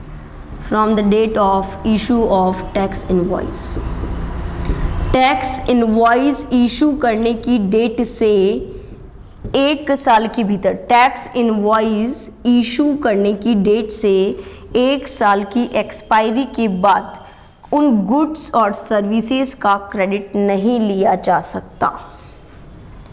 complete है? तो invoice जिस date पर issue हुआ है उसके 1 साल के अंदर आप क्रेडिट ले लें, 1 साल के बाद आप क्रेडिट नहीं ले सकते।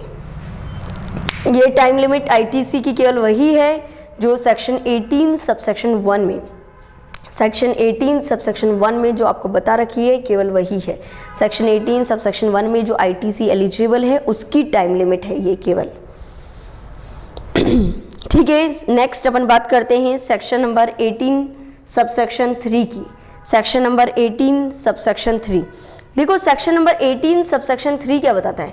सेक्शन नंबर 18 सबसेक्शन 3 आपको बताता है कि अगर किसी कंपनी का किसी अन्य कंपनी के साथ अमालगमेशन हो जाए, अगर मान लेते हैं जो ए लिमिटेड है वो बी लिमिटेड के साथ मर्ज हो रही है या बी लिमिटेड के साथ उसका अमालगमेशन हो जाता है। कौन सी कंपनी किसके साथ अमालगमेट हो रही है? ए लिमिटेड अमालगमेट हो रही है बी लिमिटेड के साथ। कौन सी कंपनी अमालगमेट हो रही है? ए लिमिटेड अमालगमेट हो रही है बी लिमिटेड के साथ। ये ए लिमिटेड है, ये कंपनी है, इसका अमालगमेशन हो रहा है, means it is a transferor company. ये अपना बिजनेस बेच रही है, अपना बिजनेस अमालगमेट कर रही है किसके साथ? बी लिमिटेड के साथ। तो ये कौन सी कंपनी है? ट्रांसफरी। मींस इसका पूरा बिजनेस इसमें शिफ्ट होने वाला है, ये पूरा बिजनेस इधर कंज्यूम्ड होने वाला है।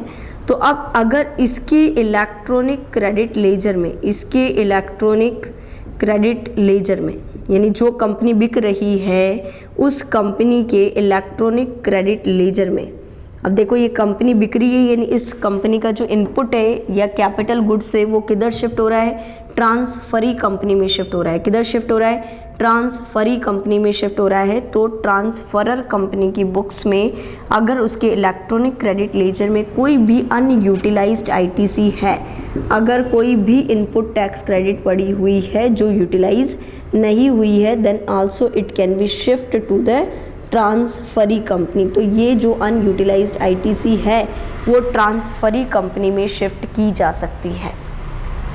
मेरी बात समझ में आती है? तो सेक्शन नंबर 18 सबसेक्शन 3 आपको ये बताता है कि अगर कोई भी कंपनी अपना बिजनेस सेल कर देती है या कोई भी कंपनी किसी अन्य कंपनी के साथ मर्जर या अमालगमेट हो जाती है, तो जो ट्रांसफरर कंपनी है अगर उसके इलेक्ट्रॉनिक क्रेडिट लेजर में कोई भी अनयूटिलाइज्ड आईटीसी अवेलेबल है तो वह आईटीसी भी ट्रांसफरी कंपनी में शिफ्ट हो जाएगा। कंप्लीट है? तो लिखिए आप लोग section number 18 subsection 3, section number 18 subsection 3,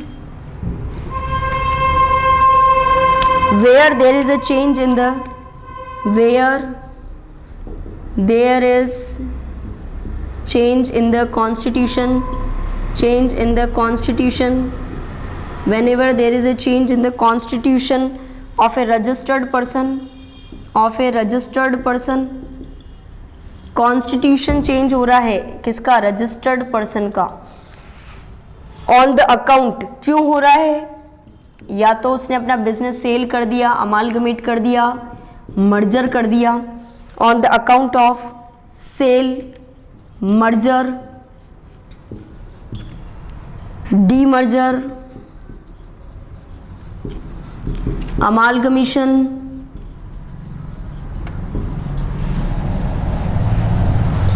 या लीज पे दे दिया, या बिजनेस ट्रांसफ़र कर दिया, transfer of business. And transferor company, और जो कंपनी सेल कर रही है अपना बिजनेस, हैव अनयूटिलाइज्ड आईटीसी, अगर उसके पास कोई भी अनयूटिलाइज्ड इनपुट टैक्स क्रेडिट है in the electronic credit ledger, in the electronic credit ledger, अगर उसकी इलेक्ट्रॉनिक क्रेडिट लेजर में कोई भी इनपुट टैक्स क्रेडिट अवेलेबल है, then it will be transfer to the transferee company, then it can transfer to the transferee company. तो ये transferee company को transfer की जा सकती है। कंप्लीट है? तो अगर ट्रांसफरर कंपनी अपना बिजनेस ट्रांसफरी कंपनी में शिफ्ट करती है तो इस कंपनी के इलेक्ट्रॉनिक क्रेडिट लेजर में अगर कोई भी अनयूटिलाइज्ड आईटीसी है तो ये अनयूटिलाइज्ड इनपुट टैक्स क्रेडिट का अमाउंट ट्रांसफरी कंपनी को शिफ्ट हो जाएगा। कंप्लीट है? तो सेक्शन नंबर 18 सबसेक्शन 3 भी कंप्लीट है आपका। नेक्स्ट आप लोग डालो सेक्शन नंबर 18 सबसेक्शन 4, डालो सेक्शन नंबर 18 सबसेक्शन 4।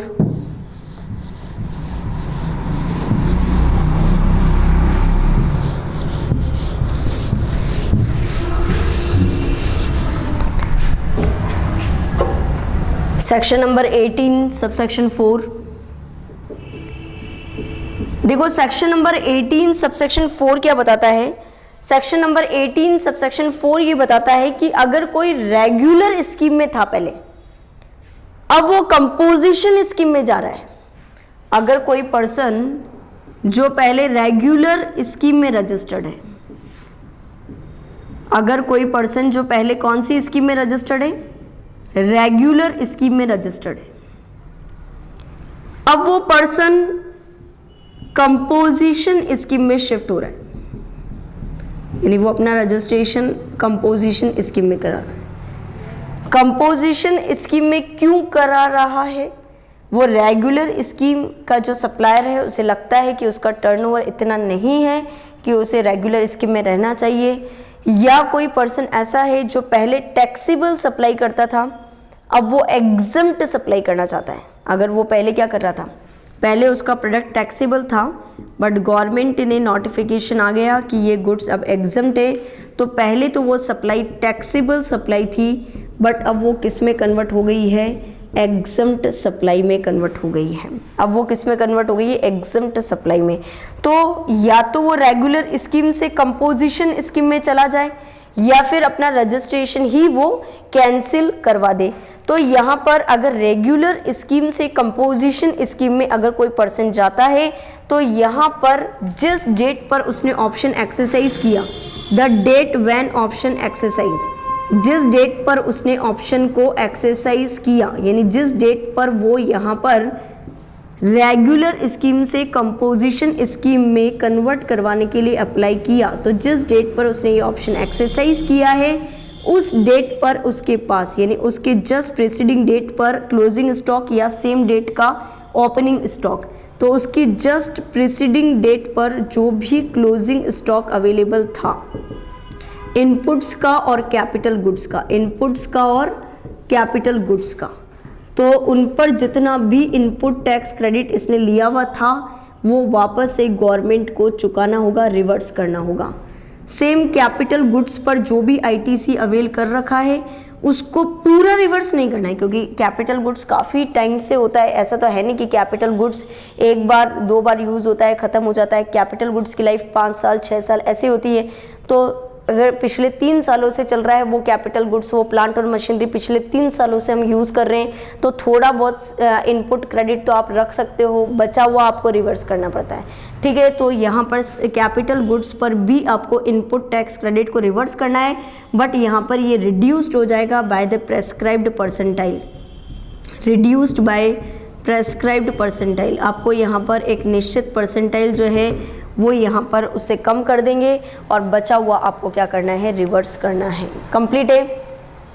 तो वापस से एक बार समझ ले, अगर कोई रेगुलर स्कीम का डीलर है, अगर वो कंपोजिशन स्कीम में रजिस्ट्रेशन करवाने के लिए अप्लाई करता है, तो जिस डेट पर अप्लाई करेगा उसकी प्रीसीडिंग डेट पर जो भी उसके पास क्लोजिंग स्टॉक में इनपुट्स और कैपिटल गुड्स अवेलेबल है, तो उन इनपुट्स का जो आईटीसी उसने ले रखा है वो वापस से गवर्नमेंट को चुकाना होगा। और कैपिटल गुड्स पे पूरा 100% नहीं चुकाना पड़ता है, एक प्रेस्क्राइब्ड परसेंटाइल होता है, उतना कम यानी उतना आप आईटीसी रख सकते हो, बचा हुआ आपको क्या करना है, गवर्नमेंट को रिवर्स करना है। क्लियर है। अब देखो, जो भी ये इनपुट टैक्स पेड करना है वो आप चाहो तो इलेक्ट्रॉनिक क्रेडिट लेजर में बैलेंस हो तो उससे कर दो, नहीं है तो इलेक्ट्रॉनिक कैश लेजर से कर दो। क्लियर है। अब मान लेते हैं हमने इलेक्ट्रॉनिक क्रेडिट लेजर में हमारे पास खूब इनपुट्स पड़ा हुआ था, 10 लाख रुपए का इनपुट पड़ा हुआ था, और हमें जब इनपुट रिवर्सल करना पड़ा है यहाँ पर, तो 7 लाख रुपीज़ का टोटल आईटीसी रिवर्सल आया, यानी 10 लाख रुपीज़ का आईटीसी आपके इलेक्ट्रॉनिक क्रेडिट लेजर में पड़ा हुआ है, पर आपको रिवर्सल केवल 7 लाख रुपीज़ का करना है। तो हमने रिवर्सल करने के बाद हमारे पास इलेक्ट्रॉनिक क्रेडिट लेजर में कितना बैलेंस है, 3 लाख रुपए का। उसका क्या होगा, उसका क्या होगा, अब हम कंपोजिशन स्कीम में हो गए रजिस्टर्ड, है ना, कंपोजिशन स्कीम में रजिस्टर्ड हो गए तो हम टैक्स इनवॉइस तो इशू करेंगे नहीं। क्लियर है, हमको तो एक फिक्स्ड परसेंटाइल गवर्नमेंट को चुकाना है। तो आपके पास जो 3 लाख रुपए का बैलेंस जो इलेक्ट्रॉनिक क्रेडिट लेजर में पड़ा हुआ है वो लैप्स हो जाएगा, वो वहीं पर ही ख़त्म हो जाएगा। आप फर्दर उसको यूज़ नहीं कर सकते, ना तो उसका रिफंड मिलेगा और ना ही आप उसको यूज़ कर पाओगे। यानी जो बैलेंस, यानी आईटीसी रिवर्सल करने के बाद अगर कोई बैलेंस आपके, any balance remain in electronic credit ledger, अगर आपका यहाँ पर इलेक्ट्रॉनिक क्रेडिट लेजर में कोई भी बैलेंस बच जाता है, इलेक्ट्रॉनिक क्रेडिट लेजर में अगर कोई भी बैलेंस बच जाता है तो इट विल रिवर्स, तो ये क्या हो जाएगा, रिवर्स हो जाएगा। कंप्लीट है। तो यहाँ पर अगर कोई भी बैलेंस बच गया इनपुट टैक्स क्रेडिट का, यहाँ पर इलेक्ट्रॉनिक क्रेडिट लेजर का भी पेमेंट कर, इलेक्ट्रॉनिक क्रेडिट लेजर में से उठा के हमने सारा पेमेंट कर दिया, उसके बाद भी क्रेडिट लेजर में कुछ बैलेंस है तो वो पैसा आपको क्या हो जाएगा, यहाँ पर इट विल रिवर्स नहीं, it will lapse, it will lapse, ये पैसा क्या हो जाएगा, लैप्स हो जाएगा, इट विल लैप्स। अगर कोई बैलेंस बच जाता है तो वो पैसा लैप्स हो जाएगा, ख़त्म हो जाएगा, आप यूज़ नहीं कर सकते उसके। ठीक है, तो लिखो इसको, if a registered person, if a registered person, अगर कोई रजिस्टर्ड पर्सन है, कौन सी स्कीम में रजिस्टर्ड था पहले, वो registered under the normal scheme, जो नॉर्मल स्कीम में रजिस्टर्ड है, wants to opt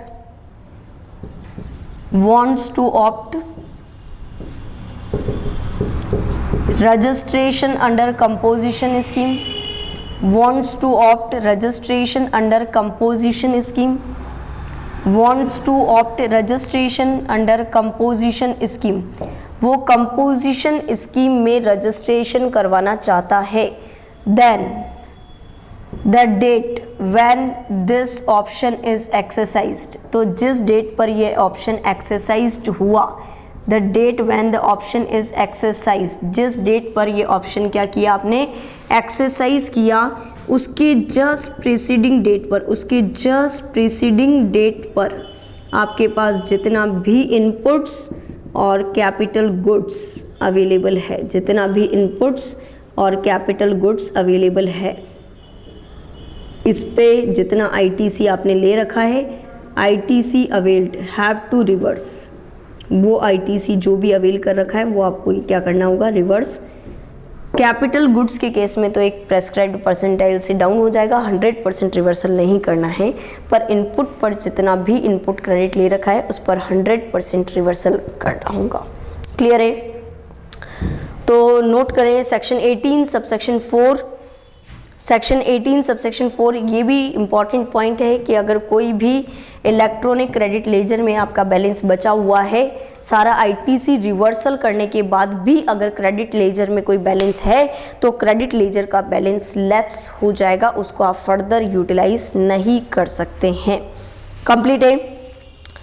नेक्स्ट आप लोग का सेक्शन 18 सबसेक्शन 5, सेक्शन 18 सबसेक्शन 5। देखो सेक्शन 18 सबसेक्शन 5 में कुछ भी नहीं है, बस सिंपल सा एक बोला है, amount to be calculated in the prescribed manner, यानी जो भी हम क्रेडिट का अमाउंट है, यानी कितना क्रेडिट अपने को रिवर्सल करना है या कितना क्रेडिट मिलेगा, तो सेक्शन 18 सबसेक्शन 1 के अकॉर्डिंग जो हमको क्रेडिट कैलकुलेट करना होता है, ABCD जो हमने पढ़े हैं, और सेक्शन 18 सबसेक्शन 4 में कितना क्रेडिट अपने के पास रहेगा, ये जो आईटीसी है इसका जो कैलकुलेशन होता है वो कैलकुलेट होगा in such manner as may be prescribed, यानी गवर्नमेंट जो मैनर बताएगी उस मैनर में ही हमें क्रेडिट कितना हमको रिवर्सल करना है उसका कैलकुलेशन करना है। तो amount to be calculate in the prescribed manner कुछ भी नहीं है, यानी गवर्नमेंट का जो मैनर स्पेसिफाइड होगा उसी मैनर में आपको यहाँ पर क्या करना है, रिवर्सल और ये क्रेडिट का कैलकुलेशन करना है।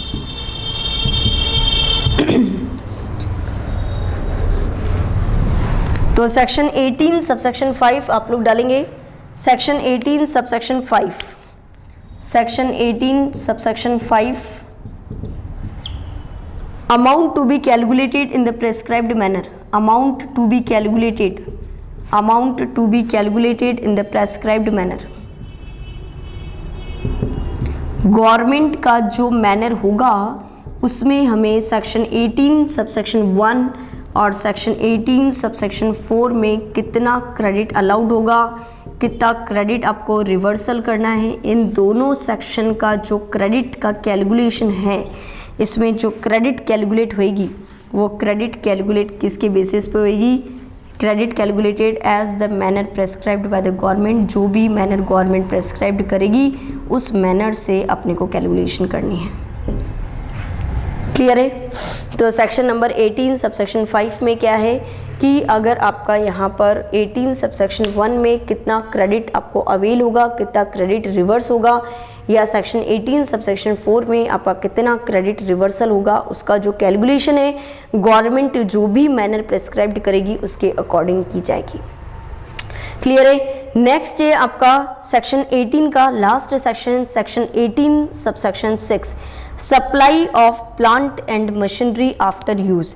देखो अगर आप कोई भी कैपिटल गुड्स है, अगर कोई भी कैपिटल गुड्स है उसको थोड़े टाइम यूज़ किया, जैसे प्लांट और मशीनरी है उसकी मान लेते हैं 5 साल की लाइफ है, अगर हमने उसको 3 साल यूज़ कर लिया उसके बाद भी उसकी 2 साल की लाइफ बची हुई है, बट हमने 3 साल यूज़ करके उसको बेच दिया, हमने आईटीसी तो 100% फर्स्ट ईयर में ले लिया होगा, आईटीसी तो 100% फर्स्ट ईयर में ले लिया होगा।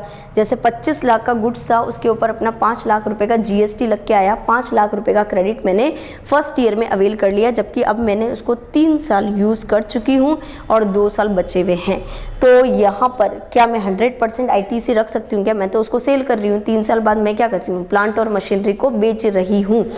तो अब मैंने आईटीसी तो 100% मैं ले चुकी हूँ 5 लाख रुपए।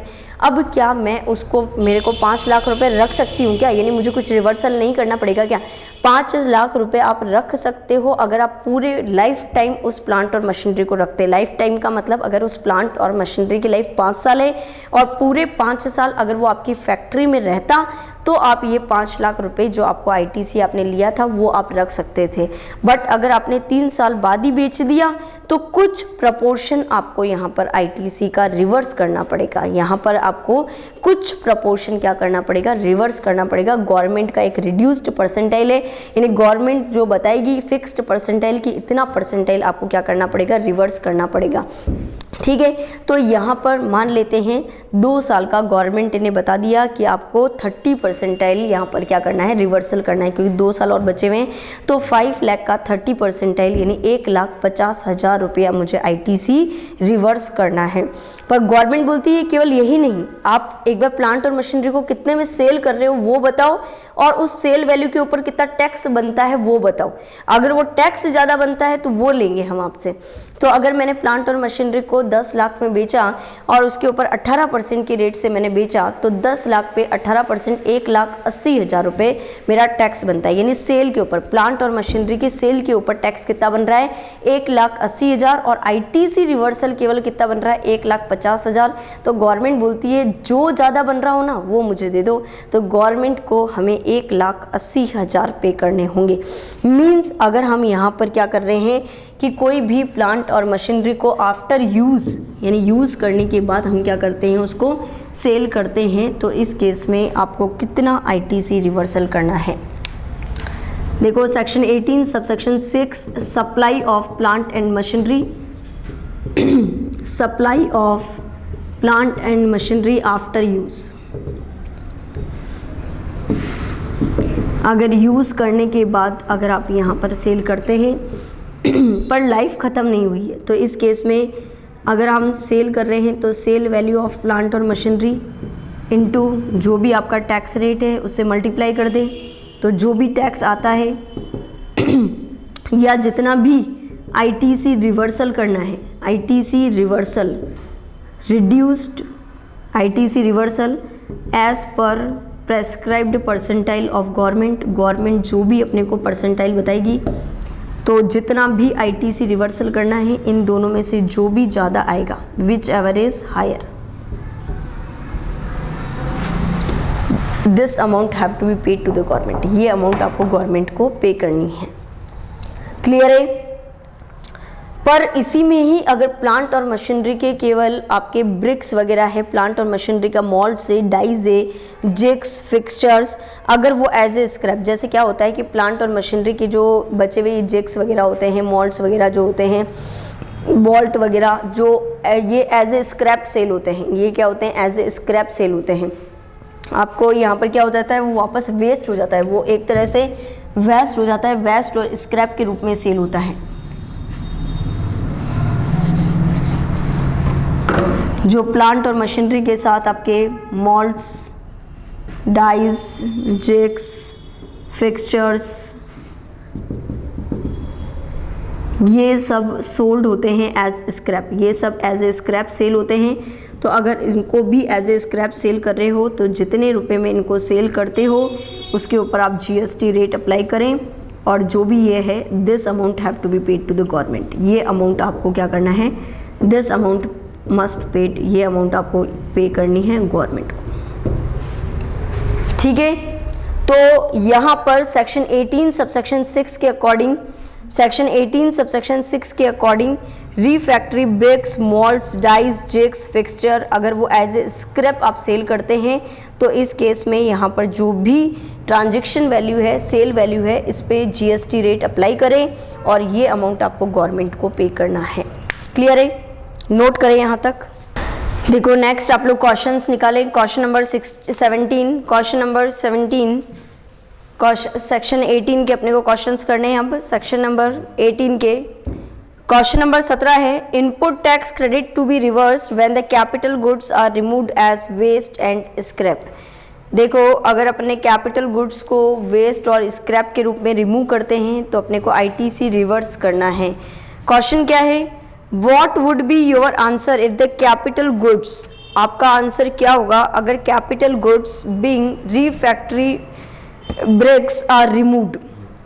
रिफ्रैक्टरी ब्रिक्स अगर आपके रिमूव होते हैं, refractory bricks are removed as a scrap at a transaction value of ₹25,000 on 29 मार्च 2018। 29 मार्च 2018 को 25,000 रुपये की ट्रांजैक्शन वैल्यू के स्क्रैप आपने क्या किया है, रिमूव किया है। तो इस केस में सेक्शन 18 सबसेक्शन 6 के अकॉर्डिंग अगर रिफैक्टरी ब्रिक्स या मोल्ड्स, डाइज या जिग्स, फिक्सचर्स आपने एज ए स्क्रैप क्या किए हैं, सप्लाई किए हैं, तो यहाँ पर आपको आईटीसी रिवर्सल करने की ज़रूरत नहीं है। यहाँ पर आपको तो केवल और केवल यहाँ पर आपको मैंने बताया कि अगर रिफैक्टरी मटेरियल, रिफैक्टरी ब्रिक्स है या मोल्ड से, डाइज है, जिग्स है, तो इस केस में केवल सेल वैल्यू का आपको जीएसटी रेट से मल्टीप्लाई करना है और ये अमाउंट आपको यहाँ पर क्या करना है, पे करना है। दिस अमाउंट मस्ट पेड, और ये अमाउंट आपको गवर्नमेंट को पे करना है। दिस अमाउंट मस्ट पेड, और ये अमाउंट आपको गवर्नमेंट के अकाउंट में पे करना है। ठीक है, कंप्लीट है यहाँ तक। नेक्स्ट है क्वेश्चन नंबर 18। क्वेश्चन नंबर 18 की बात करते हैं। आपको अवेलेबिलिटी ऑफ आईटीसी है इसमें। देखो अच्छा क्वेश्चन है, B limited is not required to register under the CGST act. यहाँ पर एक कंपनी है B limited,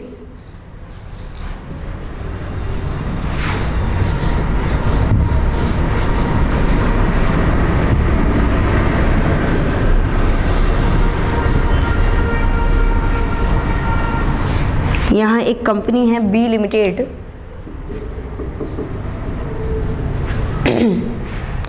B limited is not required to register under the CGST act. B limited जो है not required to register, not required to register under CGST act 2017। CGST act 2017 में उसको registration करवाना ज़रूरी नहीं था, but it wishes to obtain the voluntary registration. देखो इसको रजिस्ट्रेशन की ज़रूरत नहीं है पर फिर भी ये अपनी इच्छा से रजिस्ट्रेशन लेना चाहते हैं, तो इसे क्या बोला जाएगा, वॉलेंट्री रजिस्ट्रेशन। और इसके लिए इसने अप्लाई भी किया। वॉलेंट्री रजिस्ट्रेशन के लिए अप्लाई कब किया इसने, अप्लाई किया 18 जनवरी 2018 को, 18 जनवरी नहीं है, 18 सितंबर 2018 को अप्लाई किया है। और रजिस्ट्रेशन सर्टिफिकेट 25 ऑफ सितंबर 2018 को आ गया। रजिस्ट्रेशन सर्टिफिकेट कब आ गया, रजिस्ट्रेशन सर्टिफिकेट 25 सितंबर 2018 को आ गया। And the CGST and SGST liability for the month of सितंबर 2018, आपको सितंबर 2018 मंथ की, सितंबर 2018 मंथ की आपको यहाँ पर क्या बतानी है, सितंबर 2018 मंथ की जो लायबिलिटी है CGST लायबिलिटी और SGST लायबिलिटी 21,000 रुपीज़ ईच, यानी आपको CGST भी पेबल है, 21,000 रुपये आपको पे करना है और SGST भी 21,000 रुपये पे करना है। ईच बोला है, ईच आपको 21,000 ईच है। देखो B limited provides the following information, B limited provides the following information of inputs held in stock on the 24th September 2018। देखो पहले तो अपन ये बात करते हैं कि वॉलेंट्री रजिस्ट्रेशन का क्या प्रोविज़न क्या है। देखो वॉलेंट्री रजिस्ट्रेशन का प्रोविज़न ये है कि जिस डेट पर आपको रजिस्ट्रेशन सर्टिफिकेट ग्रांट हुआ है, जिस डेट पर आपको रजिस्ट्रेशन सर्टिफिकेट ग्रांट हुआ है उसकी जस्ट प्रीसीडिंग डेट पर, जिस डेट पर आपको रजिस्ट्रेशन सर्टिफिकेट मिला है उसके जस्ट प्रीसीडिंग डेट पर, उसके जस्ट प्रीसीडिंग डेट पर, है ना, जिस डेट पर आपको रजिस्ट्रेशन सर्टिफिकेट ग्रांट हुआ है उसके जस्ट प्रीसीडिंग डेट पर 24 सितंबर को, उसके जस्ट प्रीसीडिंग डेट पर आपको यहाँ पर रजिस्ट्रेशन सर्टिफिकेट जिस दिन मिला है उसके जस्ट प्रीसीडिंग डेट पर आपके पास जितना भी स्टॉक अवेलेबल है, जस्ट प्रीसीडिंग डेट पर आपके पास जितना भी स्टॉक अवेलेबल है उस स्टॉक का आपको क्या मिल जाएगा, आईटीसी मिल जाएगा। बट केवल इनपुट्स का ही मिलेगा, कैपिटल गुड्स का नहीं मिलेगा। वॉलंटरी रजिस्ट्रेशन में केवल इनपुट्स का ही क्रेडिट मिलता है, कैपिटल गुड्स का क्रेडिट अवेलेबल नहीं होता है। तो यहाँ पर क्या हो जाएगा, B limited provides the following information of the inputs held in the stock on the 24th September 2018. It is not engaged in making the interstate outward taxable supply. It is not engaged, ये नहीं लगा हुआ है किसमें, in making interstate outward taxable supply, interstate outward taxable supply में नहीं लगा हुआ है। देखो अपने को inputs procured on the 2nd September 2018 laying in the stock, आपके पास क्वेश्चन में बोला है, आपके क्वेश्चन में सबसे पहले आपको बोला है 2 सितंबर 2018 को, 2 सितंबर 2018 को आपके पास इनपुट्स है, 2 सितंबर 2018 को आपके पास इनपुट्स है। इनपुट्स देखो मेरी बात ध्यान से सुनना, आपको ये तो पता है ना सेक्शन 18 सबसेक्शन 1 में ही है ना ये प्रोविज़न, सेक्शन 18 सबसेक्शन 1 में ही है ये प्रोविज़न कि 18(1)(2) में जो मैंने आपको बताया था 18(1)(b) में कि अगर कोई भी पर्सन वॉलंटरी रजिस्ट्रेशन लेता है तो जिस डेट पर रजिस्ट्रेशन सर्टिफिकेट आएगा उसके जस्ट प्रीसीडिंग डेट पर जितना इनपुट अवेलेबल है उस पर जो टैक्स पे किया उसका आईटीसी मिल जाएगा। बट इसमें एक और चीज़ मैंने आपको सेक्शन 18(2) में बताई थी, टाइम लिमिट। आप टाइम लिमिट क्या है कि आप केवल 1 साल यानी आपने टैक्स इनवॉइस जिस डेट का है, टैक्स इनवॉइस जिस डेट का है उसके 12 मंथ, उसके विदिन 12 मंथ में ही आप, यानी 12 मंथ का मतलब 1 साल, टैक्स इनवॉइस इशू करने की डेट से 1 साल के अंदर ही आप यहाँ पर क्रेडिट ले सकते हो, उसके बाद का क्रेडिट नहीं ले सकते, इस यहीं तक ही क्रेडिट ले सकते हो, इसके बाद का नहीं। तो देखो 24 सितंबर 2018 को अपने पास क्रेडिट लेना है, 24 सितंबर 2018 को हम क्रेडिट ले रहे हैं, यानी इस डेट को हम क्रेडिट ले रहे हैं। तो केवल इसके 1 साल पुराना जो इनवॉइस है उसका ही क्रेडिट ले सकते हो आप। 25 सितंबर 2017 यानी इन दोनों डेट के बीच का अगर कोई इनवॉइस होगा तो ही हम क्रेडिट ले पाएंगे। अगर इससे पुराना इनवॉइस होगा यानी 25 सितंबर 2017 से पुराना इनवॉइस होगा, 25 सितंबर 2017 से पुराना इनवॉइस होगा तो हम क्रेडिट नहीं ले पाएंगे। क्यों नहीं ले पाएंगे? क्योंकि जिस डेट पर आप क्रेडिट ले सकते हो उसके 1 साल पहले का आप यहाँ पर इनवॉइस का क्रेडिट नहीं ले सकते। तो देखो पहला जो है वो हमने इनपुट्स कब लिया था, 2 सितंबर 2018 को लिया था। 2 सितंबर 2018 तो इन दोनों के बीच में आ रहा है ना। देखो 25 सितंबर 2017 और 24 सितंबर 2018 इन दोनों के बीच में आता है, इन दोनों के बीच में ही आ रहा है आपका।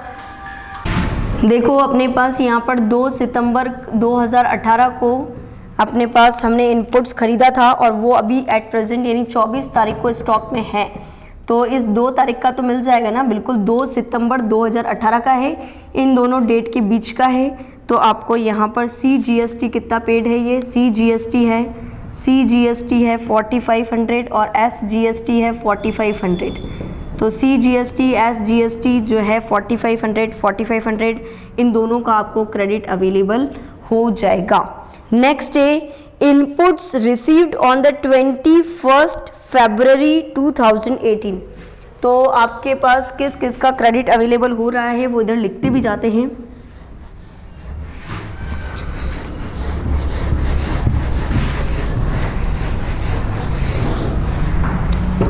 आपके सितंबर 2018 मंथ की आउटवर्ड लायबिलिटी आ रही है, आउटपुट लायबिलिटी है,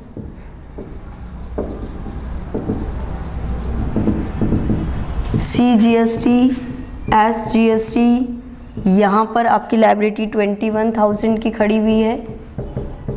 और आप क्रेडिट किसका ले सकते हैं, इनपुट क्रेडिट आपको किसका मिल जाएगा। सबसे पहले बात करते हैं 2 सितंबर 2018 का, 4500 का और 4500 का क्रेडिट मिल जाएगा। कंप्लीट है। नेक्स्ट है आपका 21 फरवरी, देखो 21 फरवरी 2018 का है ना, वो स्टॉक भी, वो इनपुट भी आज पड़ा हुआ है 24 को, तो इन दोनों डेट के बीच का है ना 21 फरवरी 2018, तो इसका भी, इस इनपुट का भी क्रेडिट मिल जाएगा जो सेमी फिनिश्ड गुड्स में पड़ा हुआ है। ये तो input as a raw material है, ये इनपुट सेमी फिनिश्ड गुड्स में है। तो 21 फरवरी 2018 7500 और 7500 कंप्लीट है। Value of inputs contained in the finished goods, अगर आपके पास कोई इनपुट्स है जो फिनिश्ड गुड्स के रूप में पड़ा हुआ है, हेल्ड इन स्टॉक, वो आपके स्टॉक में पड़ा हुआ है 2 लाख रुपीज़ का, प्रोक्योर्ड ऑन द 19 सितंबर 2017। देखो 19 सितंबर का मतलब 25 तारीख से पहले का है, 25 सितंबर से पहले का है। 19 सितंबर 2017 का मतलब क्या हुआ, ये तो हमारे 1 साल से पुराना है, 25 सितंबर से भी पहले का है, 25 सितंबर 2017 से पहले का है, तो इसका क्रेडिट आपको नहीं मिलेगा। तो यहाँ पर ये जो थर्ड है inputs as a finished goods, जो हमने कब प्रोक्योर्ड किए थे 19 सितंबर 2017 को, तो इसका क्रेडिट आपको नहीं मिलेगा। क्यों नहीं मिलेगा, क्योंकि ये 1 साल से पुराना है। कंप्लीट है। नेक्स्ट बात करते हैं inputs valued ₹50,000 procured on the 13 सितंबर 2018। देखो 13 सितंबर 2018 है ना, 13 सितंबर 2018, तो ठीक है बिल्कुल, ये तो इन दोनों डेट के बीच का ही है, तो इसका भी मिल जाएगा, इनपुट्स ही है ये भी। तो इनपुट से 13 सितंबर 2018 का कितना है, IGST है, IGST का भी कॉलम बना लो आप लोग, ये CS नहीं है, यहाँ पर IGST है। क्या है, IGST का है 9,000 रुपये IGST, ठीक है। और लास्ट है कैपिटल गुड्स। देखो वॉलेंट्री रजिस्ट्रेशन है ना, तो वॉलेंट्री रजिस्ट्रेशन में तो कैपिटल गुड्स का आपको मिलता ही नहीं है, तो यहाँ पर आपको कैपिटल गुड्स का तो नहीं मिलेगा। कैपिटल गुड्स, क्योंकि वॉलेंट्री रजिस्ट्रेशन के केस में केवल इनपुट का ही क्रेडिट मिलता है, कैपिटल गुड्स का क्रेडिट अवेलेबल नहीं होता है। देखो अब अपन बात करते हैं, हमें CGST पे करना है कितना, 21,000, और CGST का इनपुट कितना अवेलेबल है, 7 और 4 12,000 आपके पास अवेलेबल है। 7,500 और 4,500 कितना अवेलेबल है, 12,000। तो 21,000 का पे करना है, 12,000 अवेलेबल है, इसका मतलब 9,000 और पे करना है, 9,000 की लायबिलिटी खड़ी हुई है। देखो CGST में 9,000 की लायबिलिटी है, सेम यहाँ पर SGST में भी 9,000 पे करना है, और IGST पे कुछ भी नहीं करना है, और IGST का क्रेडिट खड़ा हुआ है 9,000 का। तो IGST का जो क्रेडिट है वो हम यूज़ कर सकते हैं, पहले किस में यूज़ करेंगे, CGST का पेमेंट करने में, तो CGST का पेमेंट करने में ही ख़त्म हो गई। तो SGST का तो अपने को 9,000 का क्या करना पड़ेगा, पेमेंट करना पड़ेगा। तो यहाँ पर पेमेंट करना होगा आउटवर्ड टैक्स लायबिलिटी का 9,000 रुपये SGST का पेमेंट करना होगा। कंप्लीट है यहाँ तक। तो सितंबर 2018 यहाँ पर आपको केवल SGST पे करना है, कितने रुपए का, 9,000 रुपये का, अगर आप सितंबर मंथ में वॉलेंट्री रजिस्ट्रेशन ले लेते हैं तो। क्लियर है, नोट करो यहाँ तक।